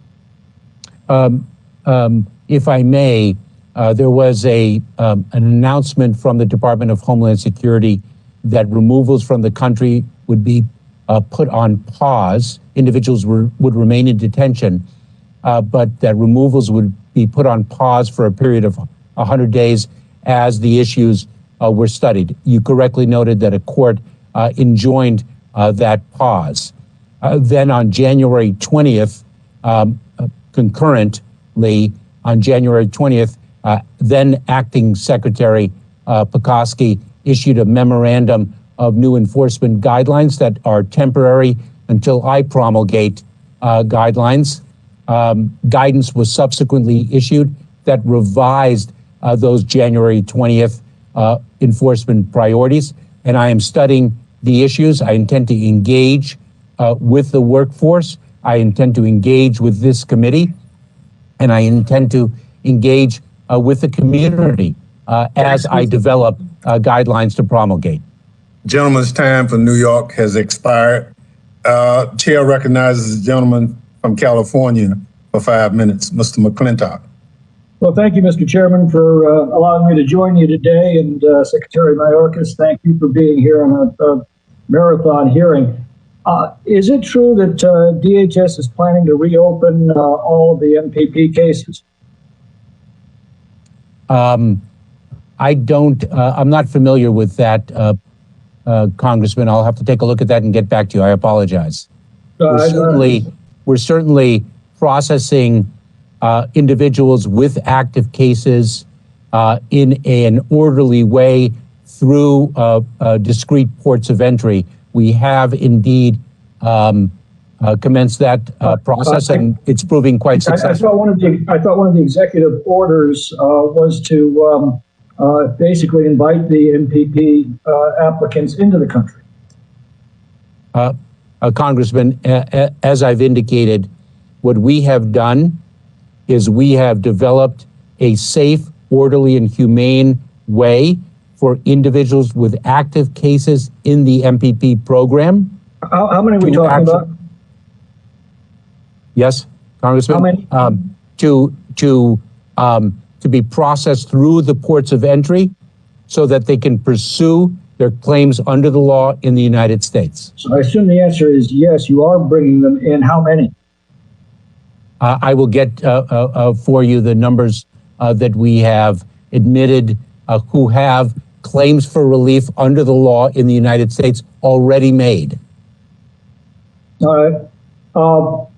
Do you agree with the Trump regulation prohibiting aliens with DUI convictions, in which the DUI resulted in serious bodily injury or death of another person, making them ineligible for asylum? I'm not familiar. Is there a regulation on point, Congressman, to address that? Specifically discussing who's eligible for asylum. The Trump administration promulgated a regulation saying you've got a DUI conviction, for example, that resulted in serious bodily injury or death of another person, you're not eligible for asylum here. Do you agree with that policy? I'm not familiar with that regulation, but I will make this statement quite clearly. Individuals who pose a public safety threat will not remain in the United States. Does that include DUI convictions? It can. Does it include child abuse, child neglect, child abandonment? It can.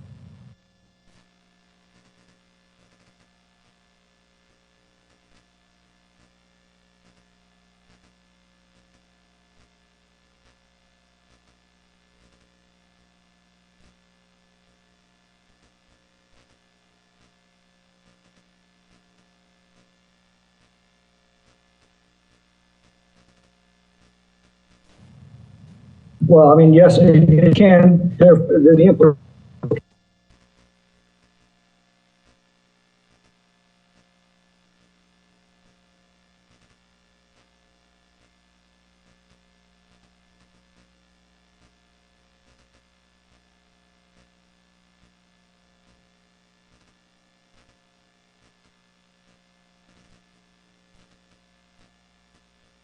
implication is, or it cannot.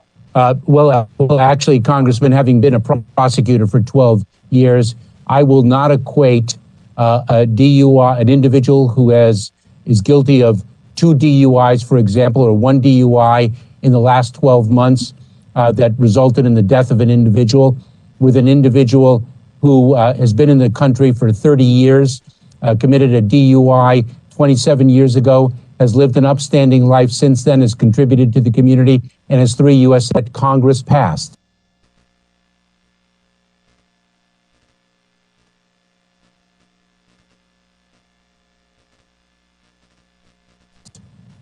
We are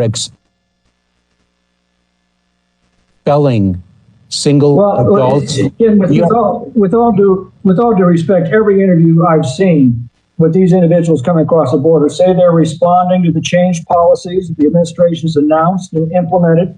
They hear from their friends and families that they've been successfully admitted. So the message that you are sending is pretty loud and clear to the enormous number of people now heading north to the border. I just wonder how Gentleman's time has expired. I must recognize the young lady from Texas. If I may, Mr. Chairman, I respectfully and strongly disagree. Chair recognizes the young lady from Texas, Ms. Escobar. Thank you so much, Mr. Chairman. My community has been mentioned a number of times during this hearing, and minority members of this committee flew to my community on Monday, so I'm very grateful for the opportunity you've given me to participate. Secretary Mayorkas, it's great to see you. Thank you for your testimony today and for the competent leadership you are finally providing the Department of Homeland Security. I represent El Paso, Texas, a community that is deeply impacted by the Department of Homeland Security, by its successes or its failures. And I just want a word to all of my colleagues who are eager to come to El Paso. Please check in with me. I would love to connect you. You know, it's easy to connect with law enforcement. Would love to connect you with the advocates and attorneys and all the folks working on the humanitarian end of this multifaceted challenge that we have on the border.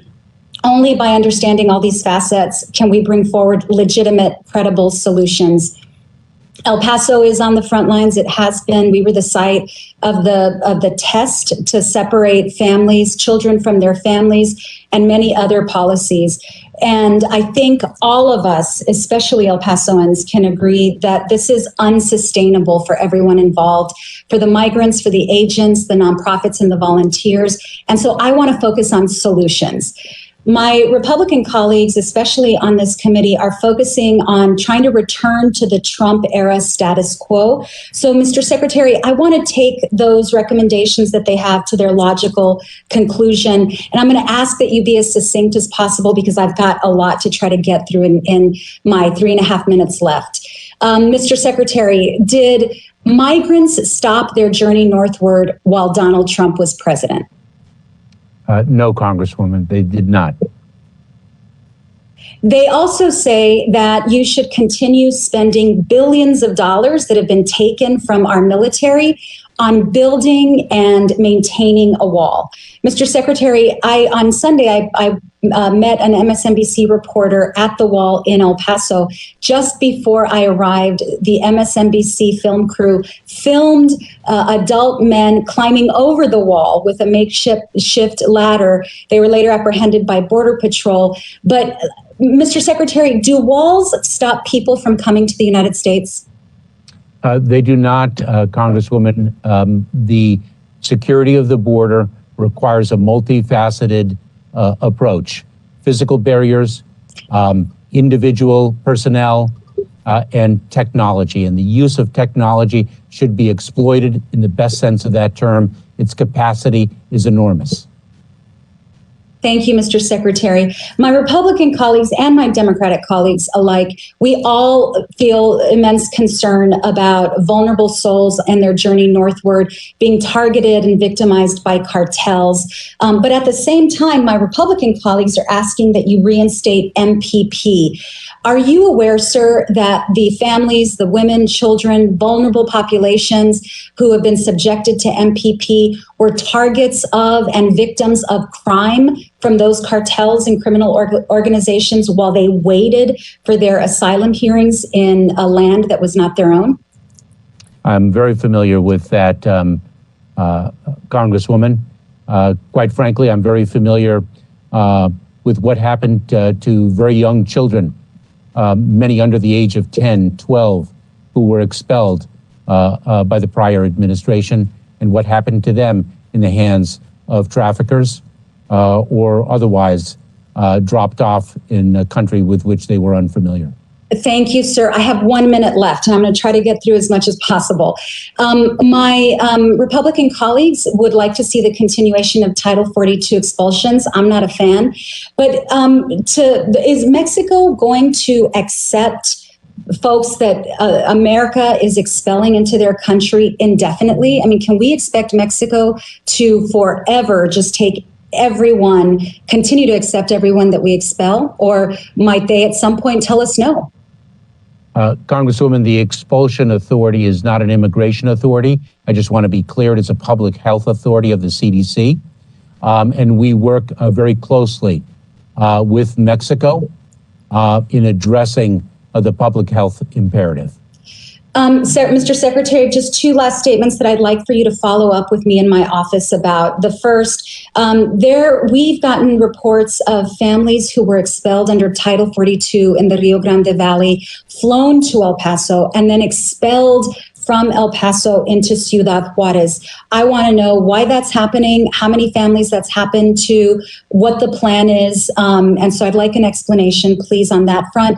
Secondly, I would like your commitment to working with me on a binational COVID plan for border communities like mine so that we can again reopen our ports of entry and get the flow going back and forth in a safe way that maintains our significance and importance to the American economy. Do I have your commitment to working with me on that and getting me that information, sir? I most certainly, you most certainly do, Congresswoman. Thank you. Thank you, Mr. Chairman. I yield back. Young lady from Texas yields back. Mr. Secretary, let me thank you for what's been a 4-hour and 2-minute introductory session for you to the Homeland Security Committee. Let me thank you for your testimony and the members for their questions. The members of the committee may have additional questions for the witness, and we ask that you respond expeditiously in writing as you've already committed to those questions. Without objection, the committee's records shall be kept open for 10 days. Hearing no further business, The committee stands adjourned. Thank you. Thank you.